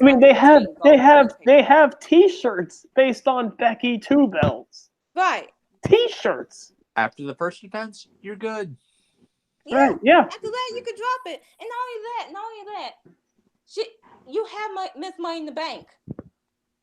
Yeah. Like let's just say that she does retain both. Miss Money in the Bank. If you do not cash in on a prone Becky who just been through 2 matches and probably injured at that point, if you do not cash in, you will look like the biggest idiot. Whoever you are, if it's Bailey or Mandy. I don't think it's gonna happen though. I don't think it's gonna happen, but you should cash in. You look like the biggest idiot not to. I think Becky's injured. She won't. Look, I'll say it. You'll be full blown retarded not to. And now, like that's gonna be like, ooh. And if it's Mandy, that's gonna be even more funny because Mandy is another blonde. So if Mandy fails to cash in, especially with Sonya involved, and Becky just retains, it'd be like, oh my. You know what? I actually want. You know what? thinking about it, I don't want Mandy to win, but I would love if Mandy actually does win. But Becky beats her, so she failed her caption, and then Becky has the mic. She says to Mandy straight up, "It should have been Sonya," and she just leaves. That would actually be amazing. Sonya, that's it. However, yeah, no, because this year I think they want Money in the Bank to actually mean something, and that's another reason why I don't think, even if it's a successful cash in, I can't talk. Even if it's successful, I don't think it's gonna be on that night. Like, you want to build it up. You want it to be like a Carmella kind of thing. Here's the thing: if Bayley does win, Bayley's gonna cash. She's not gonna cash it in like on a pro opponent. She's gonna cash it in clean, and it'll probably be at SummerSlam. Because And I would honestly, and here's the thing: I would love if we get a Becky versus Bayley feud. But however, I need to talk about another thing, and I know you might just we kind of forgot about the men's money. Well, we already know. We already know who's going to win the men's money in the bank. Honestly, Bliss thing. We have to talk about. No. There's another thing. There's another thing. I know you guys are gonna brush it off because it's like she's not gonna show up. Whatever. If Sasha Banks does play a factor, how does this change everything? She's gonna. I don't even think she's gonna show up at the pay-per-view. I think she. I know. That's what I mean. I know. But like, if she does. No. I mean, what I was thinking though, she's gonna show up on the Raw after Money in the Bank. See, I think she shows up like if she shows up on the Raw after. I think that's a lost opportunity because what I would do. Because what would you do with Sasha Banks if she does show up like during this time?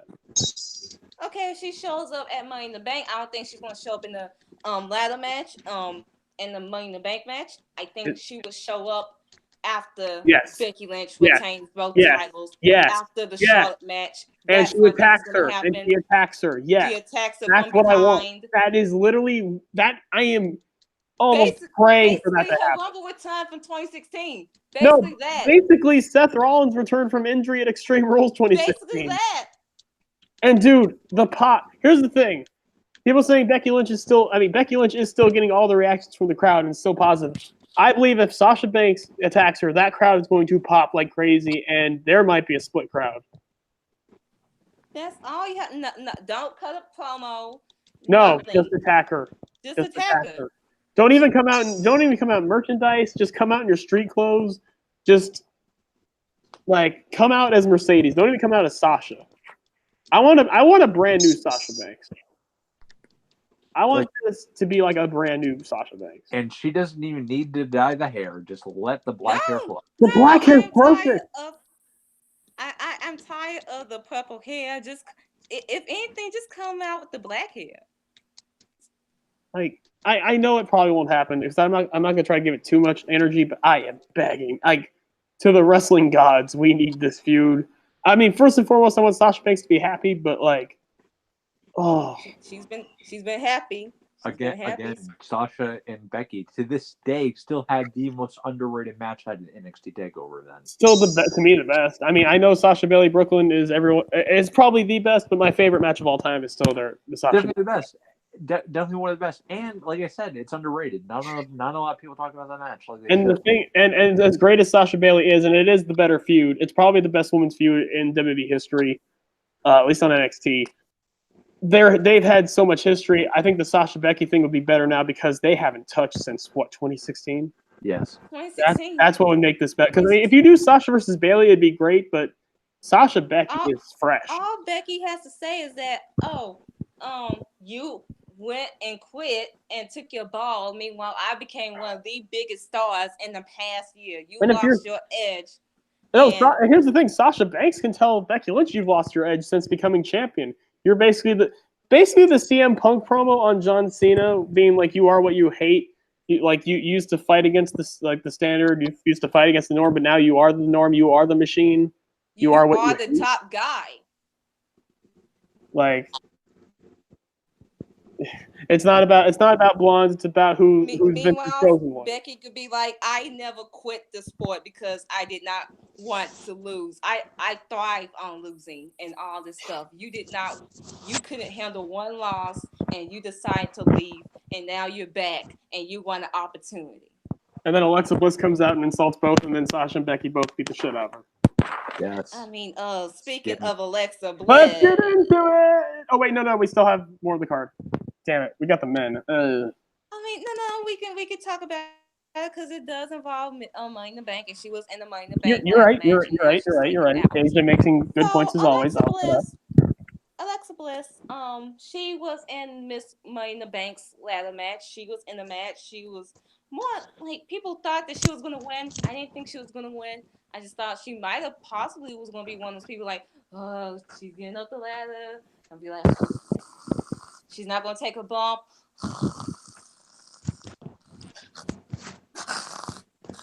Okay, she's gonna be like sleeping. Yeah. So, and then we get to the European tour. Apparently, she's going to have a match with Becky Lynch and a triple threat with Lacey Evans. She was replaced by Tamina. I was like, okay, something's going on here. Then we get to this Monday. She gets replaced by Nikki Cross in Monday's match. And I'm like, okay, something is really going on here. But I didn't want to make no assumptions. And it's been official that she has been removed because she not medically cleared to compete, and she's been removed from the Money in the Bank ladder match. I had a feeling that shit was gonna happen sooner or fucking later, and look again, I'm right for the 10,000th fucking time. Alexa Bliss has not wrestled really, like, she only has 4 TV televised matches since September. In the past year alone, she has had a shoulder injury after Backlash. She had numbness in the arm later on in 2018. She suffered multiple concussions throughout from the Nia Jax feud to the Ronda Rousey feud, and the last brutal concussion she had caused her to miss and not compete at Evolution, the first all women's pay-per-view Evolution, in which she was supposed to have her big match against Trish Stratus, and she couldn't even have that. So then she couldn't compete at Survivor Series, couldn't compete at TLC, she finally competes at the Rumble. She has a few minutes in the ring. She got eliminated by Bayley. She barely wrestled after that. She hosts WrestleMania. The next match she has was against Bayley, basically a dud. Then she has a match with Naomi like a couple of weeks later, which involved her couldn't tie her shoes, and that was basically her last match. Because, and especially if I think it is, basically what I'm saying, she has been the most injury prone female, if not the most injury prone wrestler since 2018. And everyone's not ready to have that conversation that Alexa Bliss was never going to work as a wrestler inside the ring. I'm sorry, she was never going to work. Her body, her inability of not wanting to take a bump, all this stuff, it was not going to work for her. And it's even more sad because she's young. But it was not going to work for her, and WWE fucked her over in 2018 when they decided to over push her again by having her win Money in the Bank, win that title back, have a feud with Nia Jax, then get into the ring with Ronda Rousey when you know her history with those fucking judo throws and all that fucking shit, and then have her, not only that, she gets the numbness in the arms, then she gets cleared, then you have her wrestle on live events with Ronda Rousey, judo throw, has another concussion. And ever since then, she has not been right ever since. Exactly. That's what I told you. That's what I told you yesterday. Alexa Bliss has not been right since Ronda dropped her right on her dome in that live show. And it's just like I sort of feel bad for her, but for the same time, I don't, because it's like, oh, the last time I tried to feel bad for her, what happened? She wanted to throw shade at Sasha Banks leaving. So I'm not gonna feel bad for her this time around. I'm gonna be like, yeah, you need to just call it, especially if this is concussion related. Especially if it's concussion related. Like, or is this like post-concussion symptoms?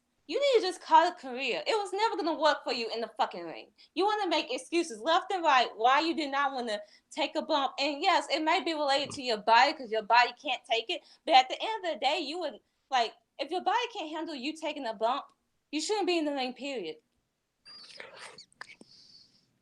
And everyone's like, "Oh, how you know she couldn't take a bump? She did not want to take that bump when Naomi was doing a split-legged moonsault at Elimination Chamber, and she turned over to prevent Naomi hitting her on her stomach. You see her matches, and she does not want to take drop kicks. She puts her hands in front of her faces and all that stuff.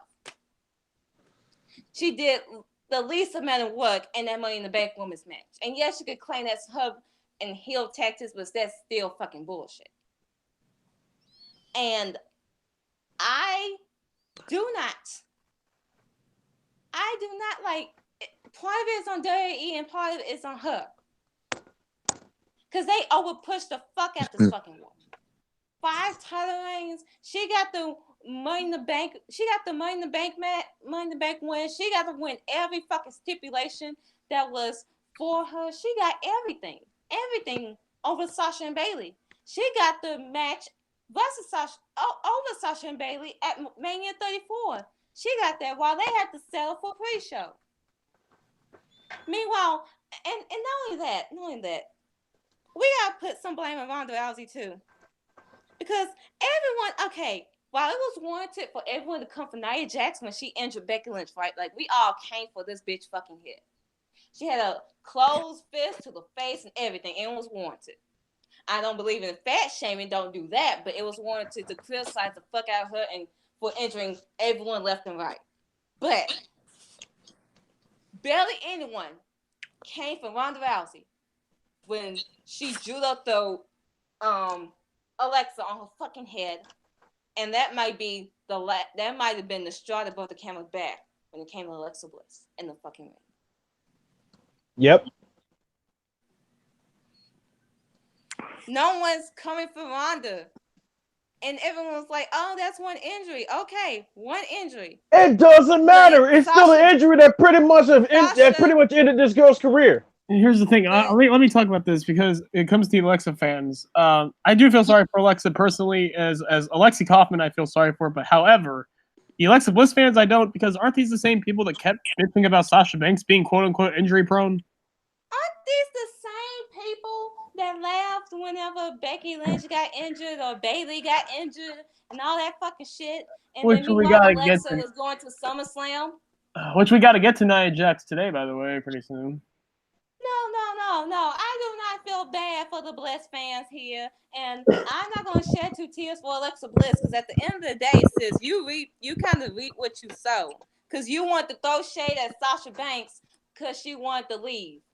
And you threw shade to Sasha Banks with an actual lie that never fucking happened with her crying on the floor. I do not feel sorry for this fucking bitch. I'm not wishing an injury on her. I hope she gets well, but I don't feel sorry. I hope she gets well, and I hope she gets well, and this one. Y'all can quote me. I hope she gets well. I'm not gonna make fun of her injury. I hope it's not concussion related, but I don't feel sorry for this fucking bitch because what you reaped what you fucking sowed.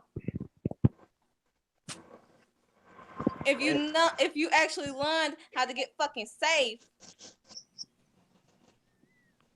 It's a sad truth, but that's what it is. It's what it is. Like and yes, but that barely anyone came for Ronda Rousey, and people gonna be like, "Oh, if you do come for Ronda Rousey, like it was one injury. She's a rookie." Okay, it's not one injury. She injured Sasha Banks too, and that's part of the reason why Sasha Banks wasn't really all that wrestling after the Rumble. She injured Sasha, and Sasha had shoulder problems.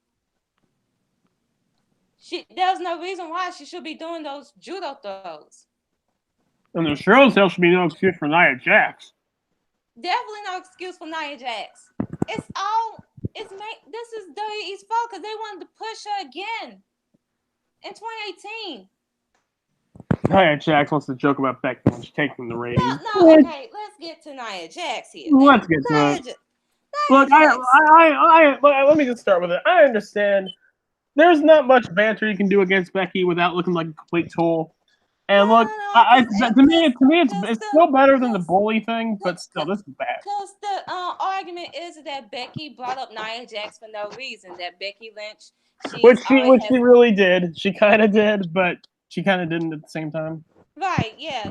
Like she brought up Nia Jax for no reason. Nia Jax minding her own fucking business, resting at home, having just got for double ACL surgery and all that fucking shit, right? So Nia Jax responded. Nia Jax, what? What? No, it's just every time you mention double ACL surgery, I just. Oh, Because okay. he's had knee problems, and yeah, it's no fun. Okay, so Nia Jax responded basically calling her a bitch, saying how ratings are going down because of you, and you have an irrelevant title reign, and Lacey Evans going to take care of your ass, you musty bitch. I'm just gonna have fun. Here's the thing: I'm not gonna get too personal. I'm gonna have fun with this because, oh man, I could talk so much.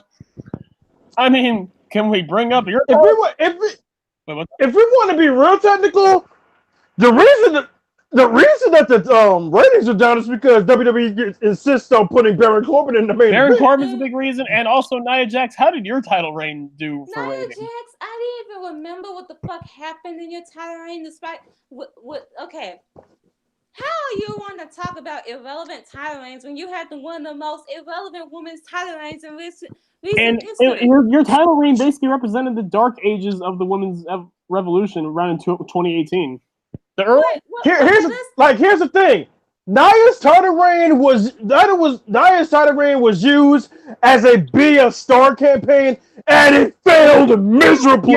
So they turned her again. No. Nia's title reign was her being a transitional champion back to Alexa, who was a transitional champion to Ronda Rousey. She was transitional to transitional. Yes. If that was they literally went over multiple humps when they could have just went a straight freaking line. Not only that, her title reign was like a month and a half. They had to use fat shaming to try to give us to give a shit about Nia Jax because she was so shit as a fucking heel that they tried to use. And that's the thing. We still didn't care. We still didn't care about you, Nia. And mainly because the person that actually has the body issues was the person that was doing the fat shaming. Which is the most ridiculous thing of all. And then eventually Nia Jax would make fun of Alexa for her body. Exactly, because Nia went right around and made fun of her for the tattoo that she had. No, because storyline wise, she goes from being fat shamed by Alexa and being bullied by Alexa to bullying Ronda Rousey 2 weeks later. Right? Character development, age of character development. Oh, what? Is she fused with Alexa Bliss and wins at Mania, then beats Alexa again, then goes to a feud with Ronda Rousey, which no one gave a fuck about, but it was Ronda Rousey, so I mean, pretty much everyone gave a fuck about Ronda, but not the Nia feud, pretty much. Then she loses it to Alexa via cash-in. Then she loses the rematch, and she got buried. That's it. That's a whole feud. That was a whole title feud.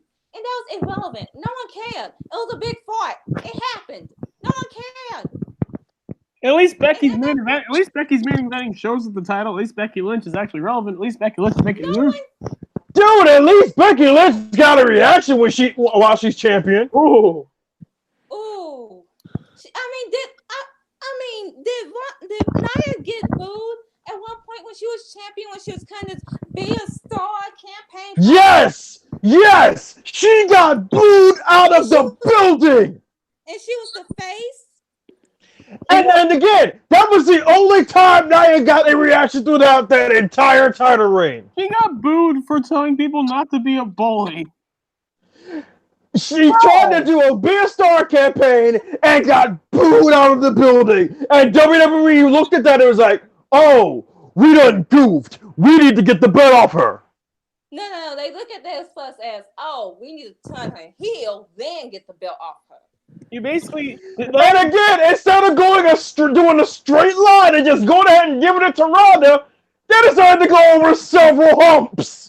Dude, I've heard. Here's the thing about the Be a Star thing. It was not going to fucking work, regardless. It was not going to fucking work. her as a top star. Her as a top star was not going to work, especially since she's Dwayne's cousin. I'm just saying with Nia Jax with the Be a Star thing. Fucking Dwayne. Seriously, with the Be a Star thing, Nia Jax after that promo, kids' lunch money's being stolen went up by 200%. That's an actual fact. Like, Nia Jax, you have 2,000%. Dude, like the bullying. You have no room, bitch, to fucking talk. You have no room to talk. You have, in no form or fashion, is not a ratings draw. You as champion did not bring in ratings for the 2 months you was champion. You are not. If anything, Nia as champion lost ratings. You Yes, were it not did. selling. You in no form or fashion not selling any much out your ass like Becky Lynch, like Alexa Bliss, like Sasha Banks, like Bayley. You're not doing that. You don't. Dude, they wasted Ember Moon's call up on Nia Jax. Ember Moon. Like, you don't even have lines in which people want to see you saying that Nia Jax. You don't have that, Nia. I will give you that. That insult by the end of your tweet, I'll give you that. That was something. Even though Becky's not a ginger. Even though Becky's not a ginger, but go ahead. I mean, that's something I probably would say when I just trying to come up with something off the bat. You smell like I swear. You tell someone they smell like cabbage. Yeah, that sounds like you. Like that's what that sounds like. You just trying to come up with something off your head, and you didn't she use the word musty in there too? Yeah. Yep. Oh yeah, that's definitely you. That's definitely something I'd use. That's an Asian. If I ain't got nothing, that's something I'm using. Right. Oh. No, I'll just call you a ghost snipe and just call it a day. That's all I'll say. Hey. I love how Asia goes for the really hardcore, like really raunchy, like insults me, and she knows this. I personally insult people like a 6-year-old. Poopy head. You've told me a poopy head at one point. Nia, I was very offended, Brandon. They try to make you a star, and good. And it fell flat on its face. Not only that, she broke Becky's face, and she couldn't even capitalize on the fucking heat. Like, she let the heat die within a month's time. No, if anything, Becky got more. No, not even a month. Within 3 weeks, the heat died. Ooh. It took 3 weeks, and the only way Nia could ever get a reaction was how she had to mention her punching Becky in the face. And even that got old. How you related to Dwayne and you can't even capitalize on heat? You can't even sell much. You can't even cut a promo. At least Roman Reigns. I was gonna say, at least Roman could capitalize on the heat. You remember what happened when I did beat Taker? Oh my god, the 10-minute boo and the 10-minute go fuck yourself fans. Yeah. And all Roman had to do was lift the mic to his mouth and just finally say, "It's my yard now." Drop mic. And boom. Done. And you got the loudest boos ever. He's like, "Yeah, I got you out the palm of my hand, you little marks." Yeah, I did that. Hit my music. I did your that. ass down. Rest those fucking ankles, cause we ain't gonna see you for a long time till the foreseeable future, and hopefully you actually get better in the fucking ring. Hopefully, I doubt it. That is wishful thinking. No, instead of getting better in the ring, here's my thing: try not to injure 10 people in a year. That's my quota for you. Can you not do that? Can you not injure 10 people? Oh, she's breaking that quota immediately. And you can at least 9. At the most 9. Or yo, when Nia comes back, she's gonna injure about 20 people in less than a week, in less than about a month. No. In the time in which you're gone, can you finally find some charisma, bitch? Can you finally find some charisma? If she can't find it from The Rock, then where can she find it? Dude, if she can't find it from The Rock, then she's doomed. Rock literally has charisma in his pockets. What can you do? Dude, the reason they call The Rock the most electrifying man is because he doesn't have sweat. He literally oozes fucking electricity. Brandon, that was a really good one, apparently. Brandon, you're such a good jokester. You made Asia laugh like that. No. Wait, who blocked you? Wait, who blocked you? Ryan. Ryan Satin blocked her.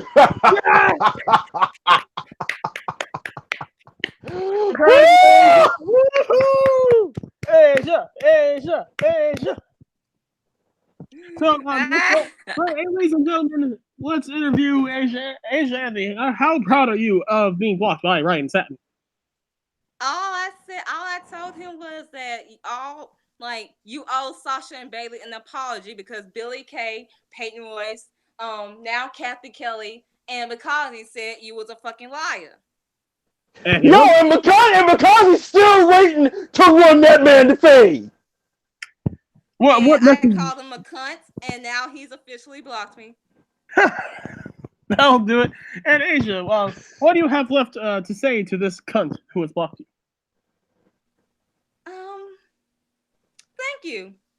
Thank you. You want to thank because the Academy. it further proves that you don't want to give Sasha and Bailey an apology for spreading that fucking fake lie on their name. I just did it for clicks, bro. Yeah, well, them clicks about to get you a fan ran on by her husband. It was just a prank, bro. I swear, I hate it when those little punks say that. Like, that's not gonna stop me from whooping your ass. Y'all remember Sam Peppers? Y'all remember him? No, Jarvis. Lord. Jarvis. Then you just beat their ass and just go. It's just a prank, bro. Exactly. While I'm punching on, like, don't worry, bro. It's just a prank, bro. Just a prank. Why you hitting yourself? Why are you hitting yourself? Why are you hitting yourself? Oh God, bullying really does rule. It's like, it's just a prank. Wait, it's just a prank. Wait, 1 second. God damn it. It's just a prank. Yeah. Alexa, Naya, can y'all at least can y'all try to get better while y'all injured? Try to get better get some wrestling ability. You, Alexa, get some charisma and some wrestling ability and the ability to talk Naya, and maybe we can finally talk and see can we take y'all seriously. That's all I got. Asia, you'd be better off playing the lottery because there's no way Naya can get charisma. If she can't get it from Dwayne, she's doomed. And Alexa, why in the world will Alexa even want to try when she's well? No. What did he do? Oh no! I was drinking soda. What do you think I was talking? Wait, I didn't say nothing. I was drinking soda. What are you talking about? I was drinking my soda. What soda? I was drinking my soda. What soda? I'm interested in the soda. Like, what are you drinking? Pepsi. Okay. What are you physically drinking? What are you physically drinking? Like, what soda are you? God damn it! I just said Pepsi, man. Damn. No, Brandon said physically. No, I'm questioning Brandon. Why did you say physically? I didn't say physically. I said I was drinking my soda. No, Brandon did. He's like, what are you physically drinking? Like, what else are you gonna do mentally? Jesus. It's how I talk, man. Shut up. Fuck you. Fuck you too, man. Hug me. We're fucked up human beings. Yeah, I know. But yeah, neither one of them was gonna get better. Do better. Oh yeah, let's get back to Money in the Bank actually. So now I'm about to anger some people because I for the longest time. Let's go to the men's Money in the Bank match. So we got Andrade, Sammy, Baron Corbin, Drew McIntyre. Fuck. We're all. Which honestly, Ricochet. on paper, it's actually a pretty good lineup. It is a really good lineup. You got Ricochet. You got fucking Mustafa. I think I named them all. Yeah, so I named all 7 because. Wait, I got it.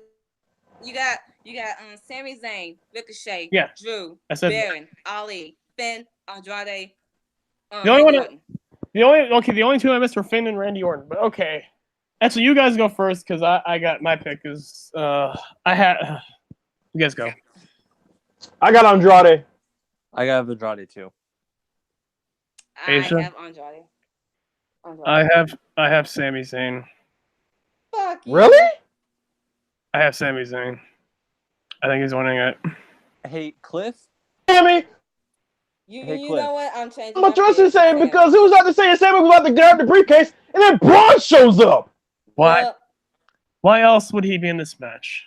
Well, like this is Again! segment. Again, let's be honest, he's only in the match to further a feud with him and Braun.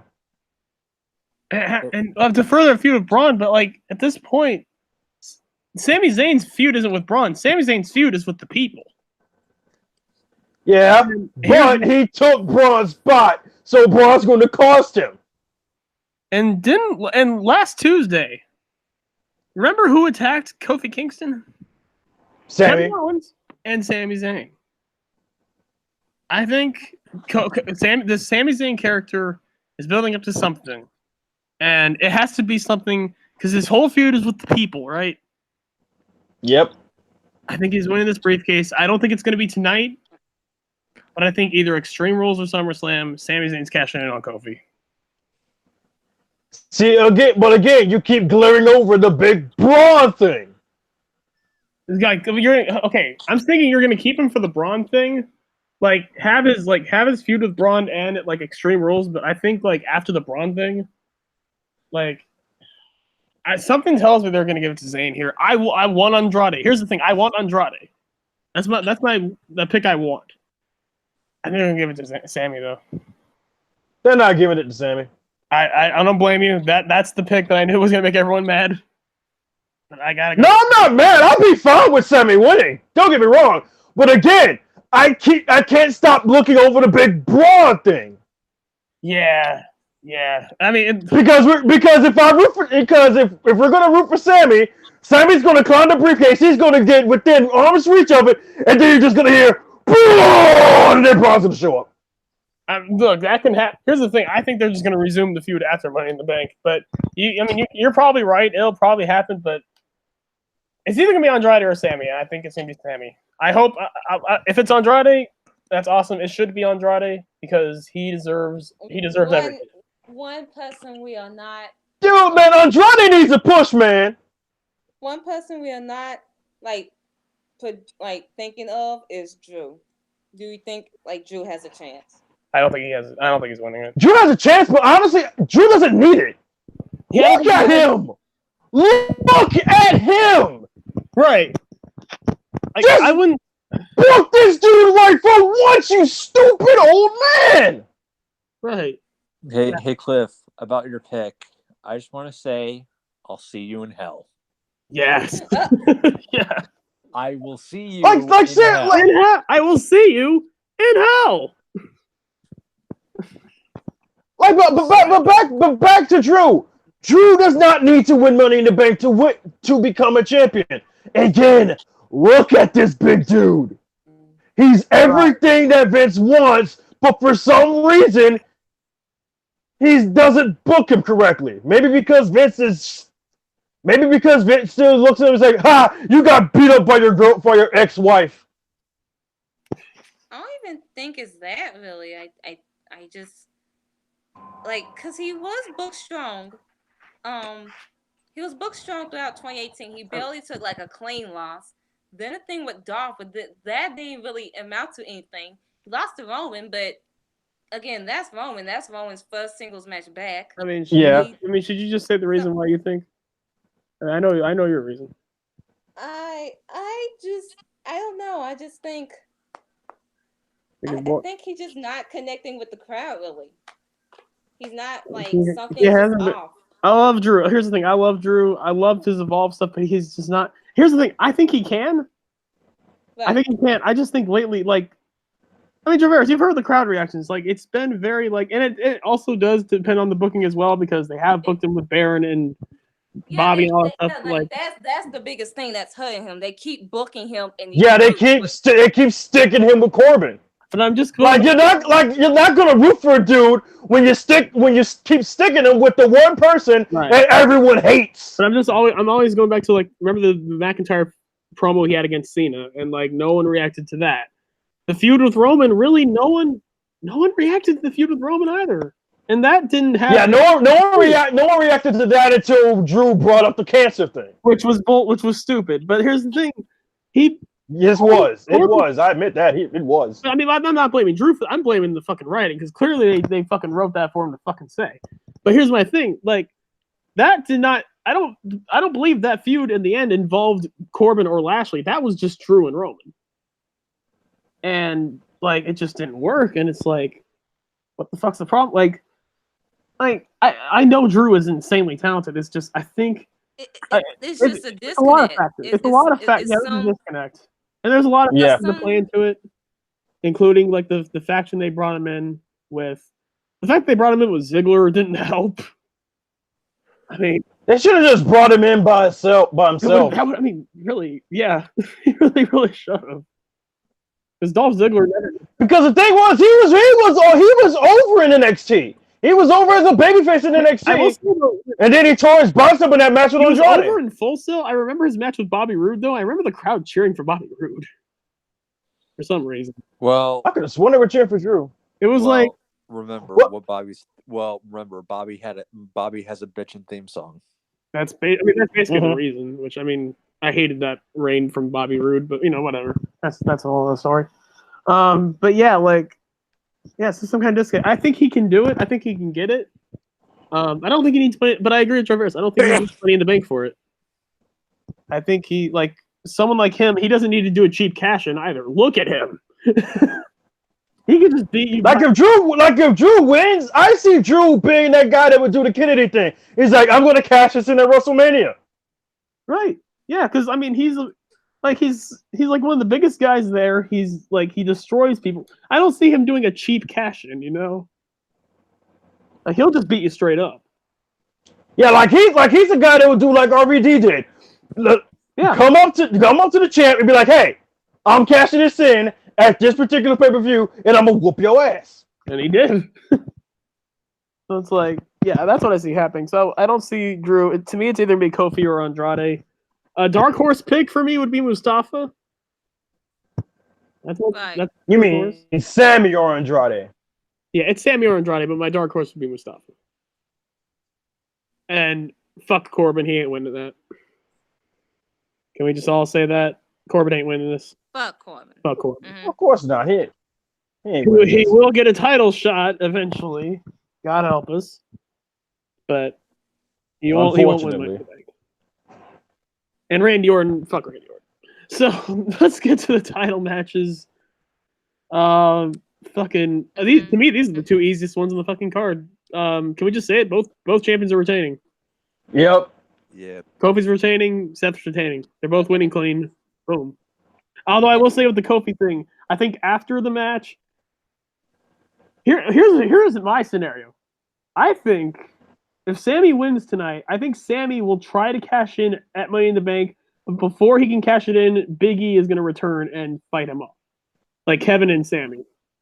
Right, but here's my thing. Sammy is on Raw.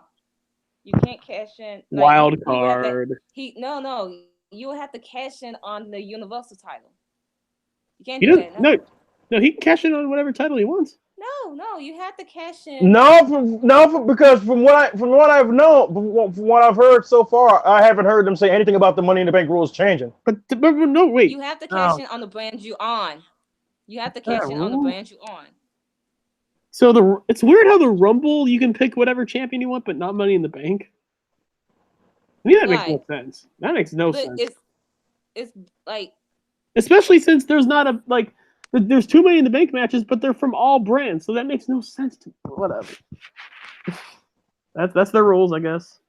But then again, it's WWE. They can always change their rules.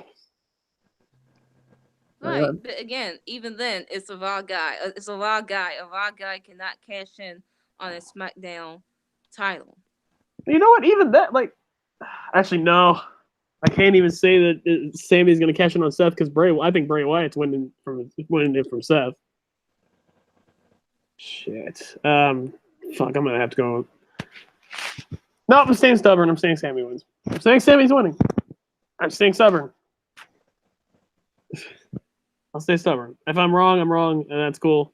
And if Andrade wins, I'll be very happy. But yeah, If you're wrong, we'll just laugh at you when you're wrong. well, you're gonna laugh at me anyways. It's okay. It's fine. I don't take it personally. Actually, I do. I cry. But yeah, so that's Money in the Bank. Just want to talk about NXT. Yes. Oh my god. Dude, I mean, I don't want to talk about NXT because I really don't want to because that bullshit. Oh, we knew about that. We knew about that bullshit, but watching that bullshit live really made me mad. With the War Raiders, Viking experience, whatever the fuck you want to call them, I don't care for them, but they were at that point the NXT Tag Champions. At that point, on Raw. The War Viking Raiders experience machine people. Who gives a flying Whatever the shit bitch pussy ass dick? Who gives a fuck? Exactly. So they showed up on NXT saying how they want to vacate the belts because no one can beat them. And then Regal comes out. They give it to Regal. Street Profits come out, who are over as fuck on this show. How they know they can beat the Viking Raiders, if even that's their real name. And then Regal, he makes a match, which main events the show. Then you have the official announcement of Shayna Baszler versus Io Shirai. I could give two shits because I don't care about this match. I'm sorry. I really don't care. I really don't care. Like, you have Shayna Baszler and you have Io Shirai. Can anyone tell me what is Io's character? Anyone? Don't say her stardom character. What's her character in NXT? Anyone? I dare you. I dare anyone. Tell me. Don't say it's some it's her trying to be like no. Not the genius of the sky. What is her backstory? Why should I give a fuck about her? And what character development does she have? And what emotional investment does she have? So? Bitch. That's all I got. Bitch. A mess. Io is a great wrestler. Okay, she is one of, if not the best women's wrestlers in the world. But she does not have emotional investment from the year she's been in NXT, and she does not have a fucking character. And that's not fault. Well, the emotional investment might be a fault of her own, but the character is really the fault of Triple H not giving her one. And that's why I cannot get behind. That's part of the reason I cannot get behind this women's title match going to the June takeover. But let's talk about a women's feud that we can get behind, Asia. I can get behind Bianca Belair versus Mia Yim, which they're having another rematch, by the way, in the next couple of weeks, more than likely next week. Yes. And not only that, their first match, they killed it. They have these amazing backstage segments. They have great Twitter banter. It's like that should have been your women's title feud. Right there. Bianca Belair has been outshining Shayna Baszler, in my opinion, as a heel. She has been outshining every woman in this women's division. She's been killing it. From a character standpoint, she's outshining Io. From a heel standpoint, she's outshining Shayna. From like she give you moments each, and like using her hair to win the double KOD, her moment at WrestleMania 34. Like every time she gives you a reason to either hate her, to cheer for her, like everything. And it boggles my mind why she did not win at fucking Takeover New York. But I know why, because we gotta give the belt to Io, despite the fact you have not given this bitch a fucking character. How you don't give this bitch a character? It was right there. You don't give her a character, but yeah, you want to slap the belt on her, and then you're gonna wonder why her reign as champion is gonna be bland. It's gonna be great matches, but it's gonna be bland from a character standpoint. And then you got Shayna Baszler over here. I already went on a fucking rant on this bitch. How is like the Shayna reign has killed this women's division. You have the most in-depth, most talented women's roster with like 40 or 50 girls down there. And you want to keep Shayna on fucking top. For what? So we can care about Io is champion. It's gonna be like, okay, Io's champion, but whatever. When everyone was calling for Bianca to win. Asia, we all know that Shayna's still the champion because Marina and Jessamine are ass. No. You cannot keep using that. It's because Triple H is obsessed with Shayna Baszler. He does not want her to be called up because how his recent call-ups of his guy, which I can't blame him for, but at the same time, you gotta call this bitch up and you can't hold this women's division hostage. And basically, this Shayna era is worse than the Oscar era. It really is. But Triple H, don't complain about Vince's booking when lately your booking has been kind of shit. Don't complain, and then he was like fucking shady tweets. Notice it started happening when he brought Shawn Michaels in. He wanna complain about he wanna like shady tweets. Bitch, you don't have any room to talk with what you did with this women's division. What you did with this tag team division. Oh. How no one gives a fuck about Johnny Gargano even as champion. How you put Velveteen Dream in the mid card, in which we love Velveteen Dream, but why is he not fucking champion over Gargano? If anything, he is the guy of fucking NXT. He's a better performer, a better talent, a better character than Gargano. He should be the guy. He's not a better wrestler, but he's everything else. He should be the guy, period. He is the face of NXT, not Gargano. I'm sorry. This is coming from someone who loves Johnny Gargano. I love Johnny Gargano. It should be Bianca Belair as NXT Women's Champion and Velveteen Dream as NXT Champion. They should be ruling these divisions right now, but it's like Triple H has I kind of disagree, but I would agree with Velveteen Dream. But the thing is, they signed my boy. So, well, they haven't debuted yet, so. God, I just want Shane. Velveteen Dream is the total package. He has been crafting his own to finally be everything. There's not one flaw with this man. Everything. He gives you an entrance to die for. He gives you everything in the ring. He gives you mic skills. He gives you a reason to care about his matches. He is the total package. He should be the face of NXT. He should be NXT champion, but he had to sit for the sidelines because we had to do this fucking Gargano story that ran his fucking course a year fucking ago. And meanwhile, you have Shayna Baszler killed this women's division. And then we had to give the belt to Io, but yeah, you don't give this fucking bitch a character. And I'm supposed to give a fuck about this match. No, ma'am. I don't. And if Io wins, okay. If Shayna retains, this division is further dead. Shayna, watch. Shayna if Io doesn't win. No, Asia, watch them fucking have Shayna do the exact same thing as they did tonight with the tag titles. Watch it. She's gonna lay that belt down in the middle of the ring and say goodbye, and further bury the women's division. Watch it happen. I swear. Not putting anyone over. The Triple H doesn't know how to book wrestling anymore. Exactly, because he probably isn't gonna want Shayna to eat at this way. If he didn't want War Raiders to eat a direct L, he's not gonna want Shayna to eat a direct. And how did that work out for Asuka? Fucking dumb. We might as well get into it. War Raiders versus Street Profits. Let's get into it. Tag team titles. Let's get into this stupid bullshit that happened. So Jesus. earlier in the fucking show, you have the Forgotten Sons. They say that they're gonna go to William Regal's office to get a tag title opportunity because they don't understand why they're not getting one. Especially because no one gives a fuck about you, you morons. Since they attacked War Raiders the previous week on NXT TV. So let that play.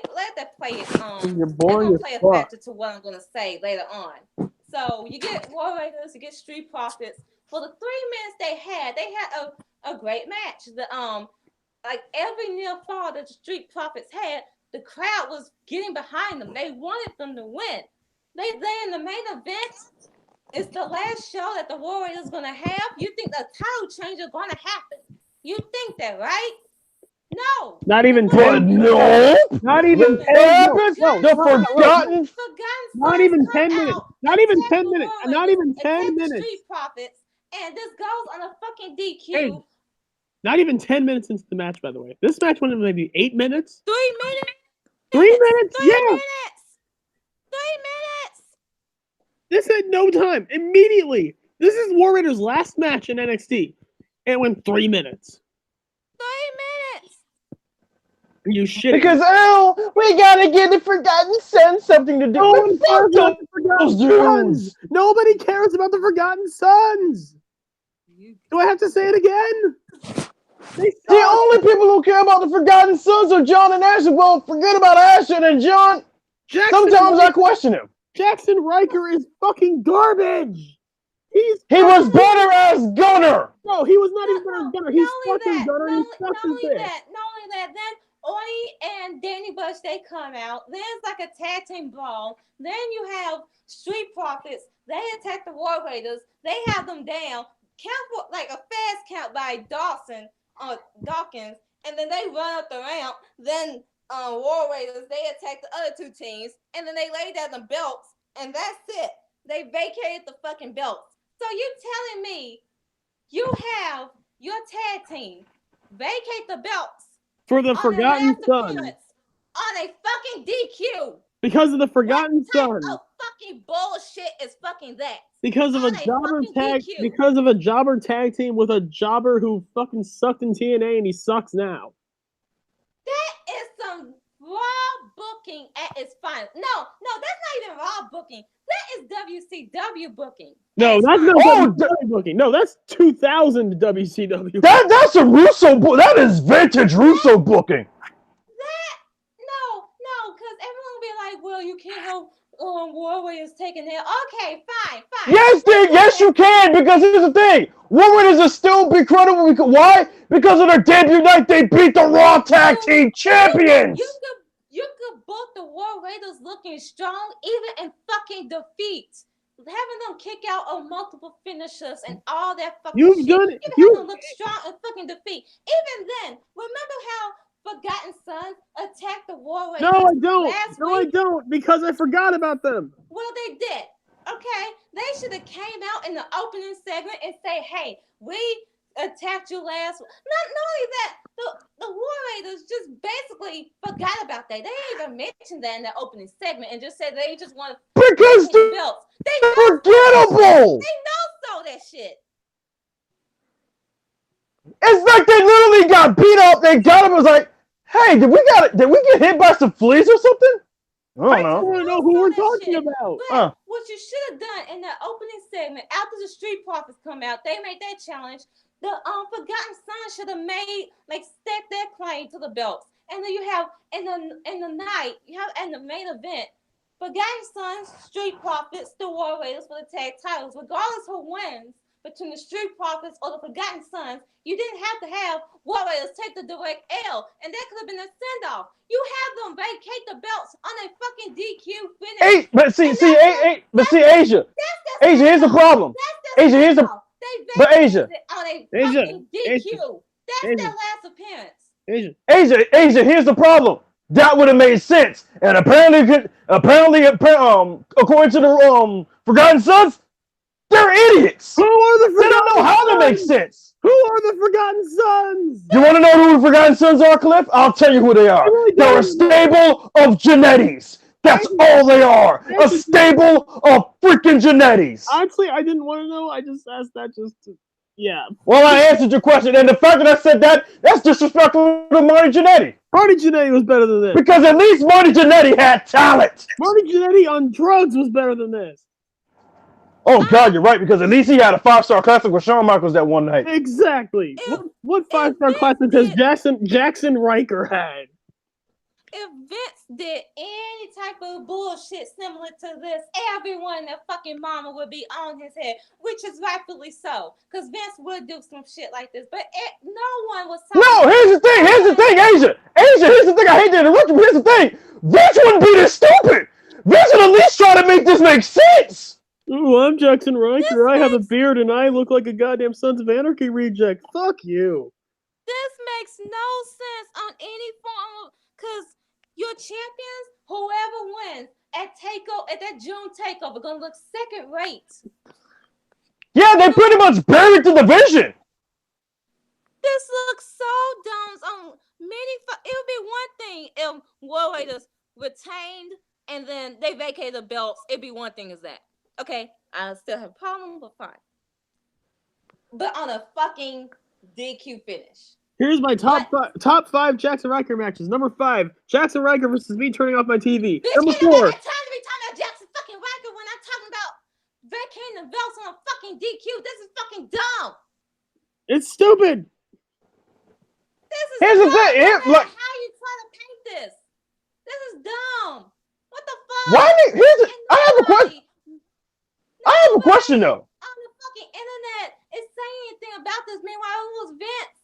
Y'all be saying that he's out of touch, that he's crazy. He does not care about the tag division.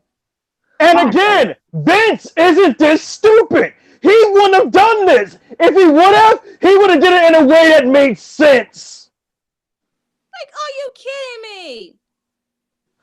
Like, as much as we rag on Vince, if Vince pulled something like this, he would have did it in a way that made a lot of sense. Or more sense than this.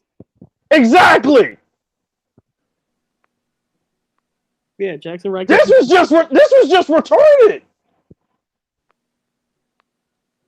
How can you defend this shit? Cause even though you could have had the War Raiders going to take over the June, why can't you have them in the June takeover match defending, not even be involved in the finish? Did the NXT show have to really be that last? Like, what the fuck? And you don't even capitalize on the Street Profits. Here's something I have to ask. What would have been such a big problem if you just had them show up on the main roster with the tag titles for a couple weeks? You did that with Sasha when she debuted on the main roster. You did that with KO when he debuted on the main roster. I don't give a fuck with them shows. What would have been the big problem? Oh my god, this is just dumb on many levels because it doesn't help the champs that are gonna win on the June takeover. And I don't even think it's gonna be Street Profits. It's gonna be the Forgotten Sons more likely. Hell no, it ain't gonna be Street Profits. Man, I told y'all, and I've been telling y'all for a little bit while now. NXT has gotten mid. The women's division, the tag division, the only thing they're getting right at this point is Dream. That's it, and that's Dream. That's not even them. That's Dream. And you know who Dream? Watch him drop it to guess who? Guess what I'm gonna say? Guess what I'm gonna say? It's not Jackson Riker. Because he hasn't done anything. He hasn't done anything other than stand there, look mean, and bore me off my fucking TV. That's about it. He makes me turn off NXT every fucking time. That's about all. That's all he's done. At least the other two can actually put on good matches. This guy's done nothing. Nothing. What is so good about him? Why are people fans of him? I don't get it. I never will. Now, wait, is Jackson Riker Gunner? Yes. Yeah. I mean, Beer Money was entertaining. No, he was not in Beer Money. Beer Money was James Storm and Bobby Roode. Yeah, exactly. Then what tag team was he in with James Storm? Do they have a name? Gunner and No. You cannot put Jackson Riker and entertaining in the. Here's the thing. They only became a team because James Storm had the tag titles and his original partner got injured. That's right. So he's a replacement bitch. Yes. Sounds about right. This is dumb. Dumb. Dumb. Like the lollipop. Brand that is the best brand between Raw, SmackDown, NXT. This is dumb. NXT is dumb. They ruining their women's division and now the tag division. And I don't even give a fuck about Gargano as champion. I would have cared about Gargano winning the if it came off him beating Ciampa. See, Ciampa got injured. exactly. And Gargano will put on awesome matches, but what else is there really there? I love Gargano, but what else is he gonna do besides put on 5-star matches? The only reason why I liked Gargano winning was because at the end, Ciampa came out and they hugged it out, which means we got DIY back. That was the only reason why I liked it. Right. It wasn't even because of Gargano. It's because of Ciampa. Adam Cole should have won, man. Adam Cole. God, I miss Ciampa. Cole should have won, dude. Yeah, but Gargano had to pull a freaking Kushida before Kushida showed up. Basically, stealing his thunder. Yeah, and like Kushida was watching that shit. Kushida was watching that shit in the crowd. Was like, oh, and y'all hated it. Oh, and y'all hated it when I used to do this shit. Kushida's probably thinking, like, dude, even I don't go that far. Calm it down. Dude, exactly. Kushida's like, dude, even I have limits. Kushida's like, dude, I just signed here. Steal my thunder, man. Chill. It's my spot. Now what am I gonna do? What am I gonna do now? Sell? Like, honestly, from now, right now, I'm only watching the NXT for Keith Lee, Dream, yes, my waifu, Matt Riddle, Adam Cole, the Undisputed Era. Speaking of Keith Lee, start pushing Keith Lee. And eventually, my boy Shane Strickland. Yes. Because Shane Strickland is about to come into the cut and make everybody out here look mediocre. But yeah, speaking of Keith Lee, push this man right now. This guy on this episode got a bigger reaction than your NXT Tag Champions, the Street Profits, any of the women on the show. He got the biggest reaction of anyone this week. Bask in his glory. And I understand he got injured. But even then, they weren't doing much with him. It took them a while. Like this. Yeah, you're right. This is the time, man. But in conclusion, Triple H, you've gone. As Jarvis would say, you've gone retarded. The tag titles are dead. Honestly, I don't even really think I could blame Triple H. I'll blame more Shawn Michaels because he's the one writing the shit. Yeah, Shawn. We got to have this talk. Again, It's both of them. I agree. It's both of them, but I get more heat to Shawn because he's writing this stuff. Because NXT didn't get this bad until Shawn started writing. But it's Triple H who's enabling. It had its mad moments. But it didn't get this bad until Shawn started writing. But Triple H still allowed. He's still the one who brought in Shawn, and he's the one that's keeping. Yeah, he brought him in. At the end of the day, it's Hunter's fault. Okay. At the end of the day, it's his fault.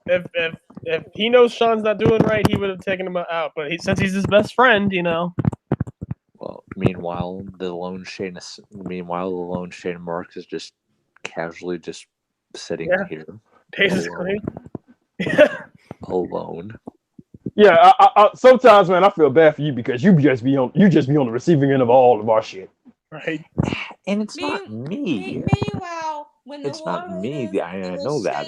They both get ruined on the main roster by Vince. I'm just gonna wait for the report of Triple H rolling on the floor, crying because his new call-ups to the main roster got ruined. I'm like, ha, that's what you get. You know what? Here's the thing, Triple H. You saw what they did to Connor and Victor. What the hell you think they're gonna do to Rowan Hansen? Honestly, thinking about you saw what they did to your longest running NXT Tag Champs.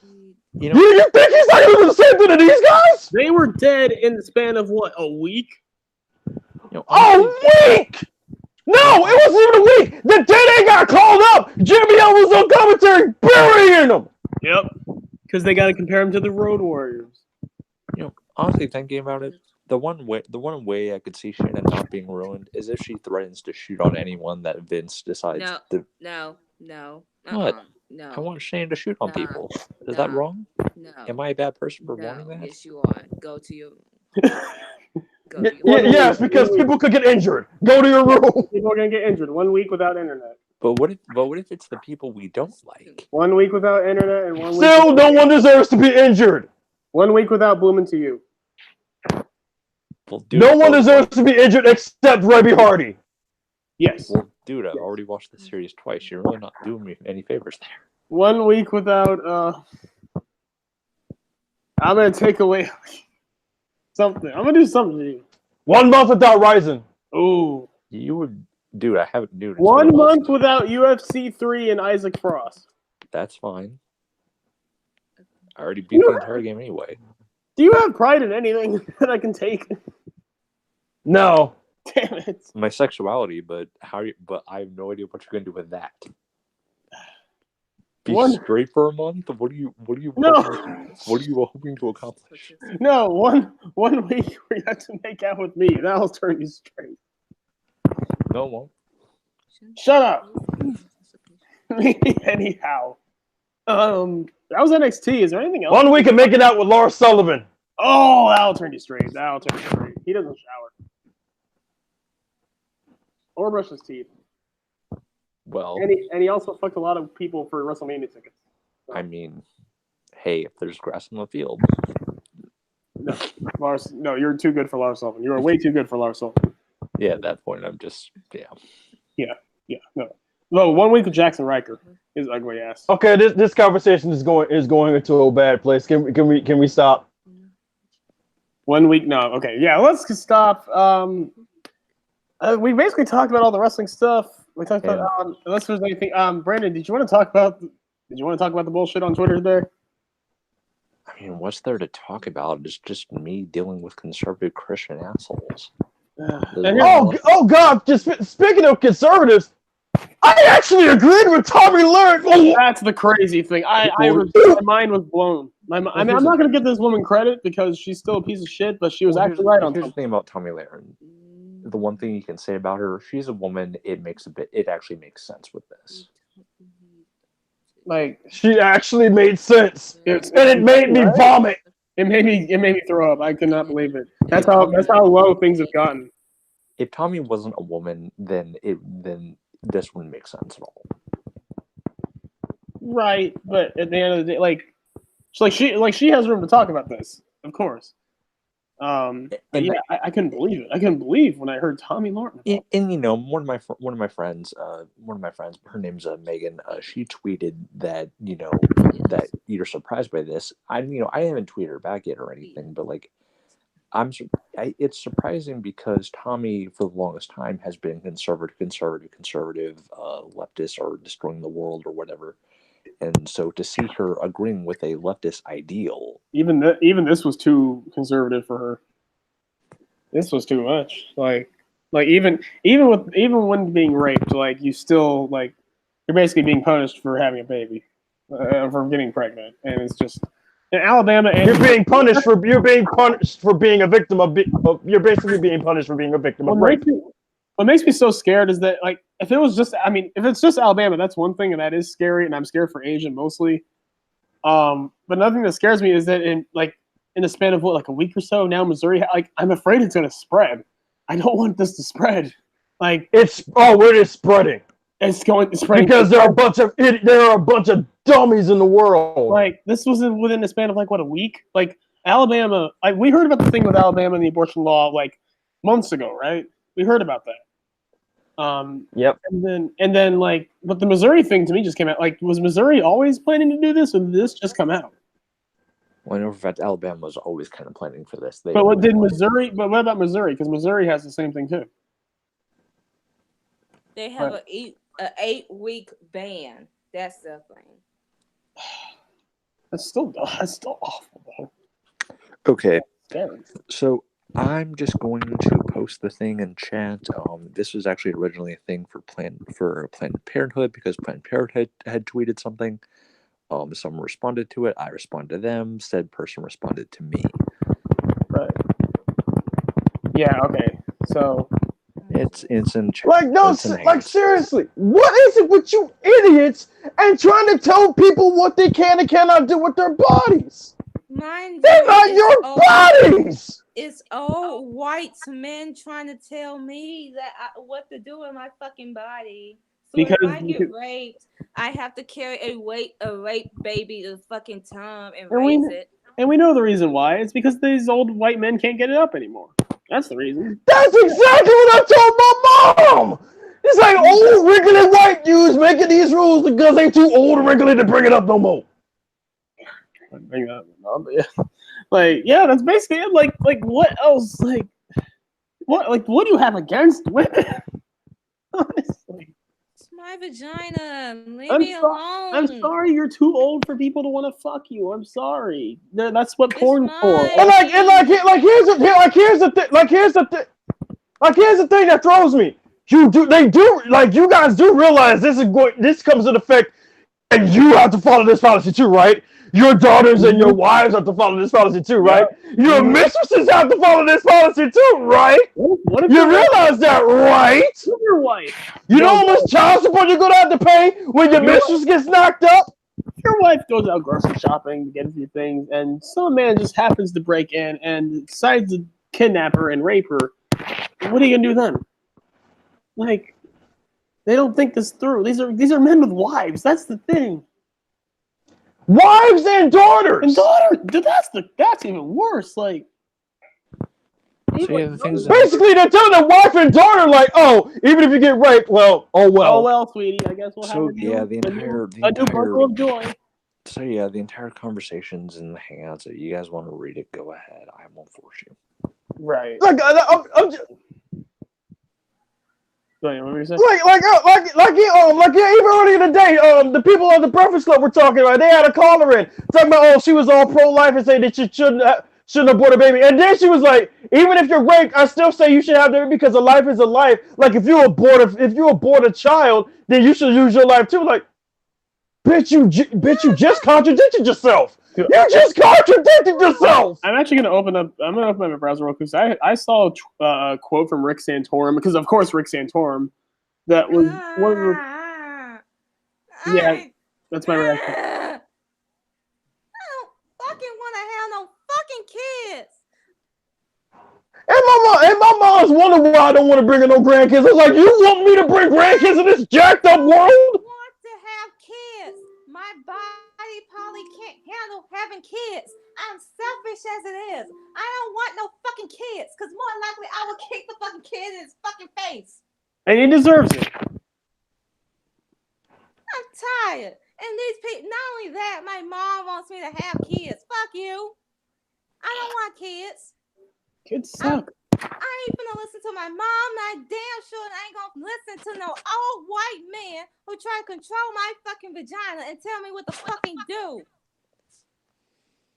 Now I'm not having sex again. Nope. No. Nah. Fuck that. Fuck that shit. It's over. It's over. R.I.P. It's done. Well, Cliff, no more looking for you. We came close. So close. I can't but it's been taken away thanks to wrinkly old white men. I ain't of you men trying to tell me what to do with my fucking body. I am not birthing a child. And if I want to get an abortion, no way in hell I'm bringing a child into this jacked up world. They don't deserve this world. They don't deserve this. I will sit in some vinegar bath if I want to get an abortion. Vinegar bath? Oh, yes. Good Lord. Yes. And here's the thing. The only thing you're doing is making black market abortions more money. Yep. See now, Asia, you really think you're gonna stop people from having these things? Like if regular doctors aren't gonna do it, oh, they just gonna go across the country and do it in the black market. It's still gonna happen. But you just ain't gonna know about it. Like there's some shitty things about California. There's shitty things about my state, but we're not that bad. Fuck out of here! I'm tired of. The most dangerous thing on this fucking earth is a white man. That is the most dangerous thing.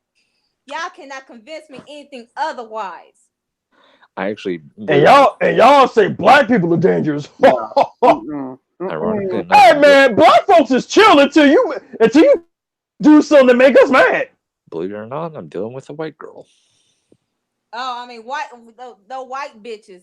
Those white bitches, they are something else. But white man has all the fucking power. All white woman gotta do is just call the cops. You immediately going to jail. White women, all they have to do is play the victim card. That's all they have to do. Javers, I'm just going to preface this by saying it's not you, it's her, and she's a Christian. Funny enough. Ah, fuck the Christian. Fuck God. They want to use God when it comes to this abortion thing. Fuck God. Asia, do you remember the tweet? Asia, do you remember the tweet that I quoted from you? Even meanwhile, God is like, can y'all please stop you invoking my name to justify your BS? Thank you. Fuck God. Yeah. Trying to use God for the reason why you trying to take away my rights. That's the only for my argument they vagina. have. Fuck you. That's literally the only argument they have. That's when you know they're If that's the desperate. case, then God is a shitty person too. Now, granted, the chick that I'm But talking then again, to, I think, God put y'all on this earth and allowed racism to fucking happen, allow sexism, allows homophobia, allow y'all to fucking incest and rape and all this shit. So if God does Honestly, I really can't put that on God. I just put that on the idiots that were born. Exactly. Well, that's the case. Then God birthed those idiots and put them on this fucking earth. So therefore, it comes back on fucking God. Hey, look, God's like, hey, I created y'all. That's all I've done. Hey, I can't hold your hand. How If many? y'all gonna be stupid, y'all just gonna have to be stupid. So let me just say that Javers, as a Christian, like, how many of these people are going to hell? Every single one of them. All of them. Us too. They gonna make it to the gates, and God Himself is gonna be like, oh,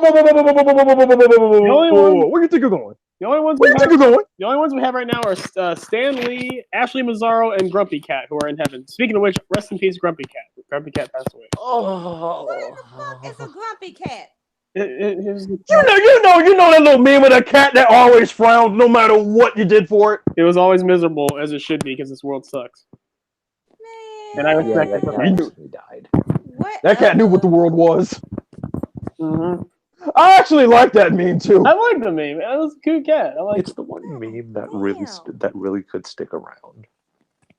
But here's what infuriates me the most about this band. What's up? What if you're raped? Okay, say you're raped. Basically, you're telling that rape victim that not only does she have to carry this baby to term, give birth to said baby, but you know what else happens? That gives her rapist rights to the child. Yep. Yeah. And not only that, if you do get an abortion, that means that you serve more time than your rapist. Now, apparently, something came out. Apparently, it's the doctors that are going to be affected. Yes, yeah, that's what I was hearing. The doctors, but still. Because the doctors are literally doing their legally required job. That's literally what this. Yeah, it's a part of their Hippocratic oath. So basically, you're telling doctors that they shouldn't be doing their Hippocratic oath? That they should just violate it? I'll just go to my mom to get an abortion if I have to. Thankfully, you're coming to California. You don't have to worry about this. But what makes it even worse is you do realize that if you give your a rape victim's rapist rights over their child, they could take that rape victim to court and have court-ordered visitations. So then that rape victim has to see her rapist. Again, do you know how much trauma that's going to be?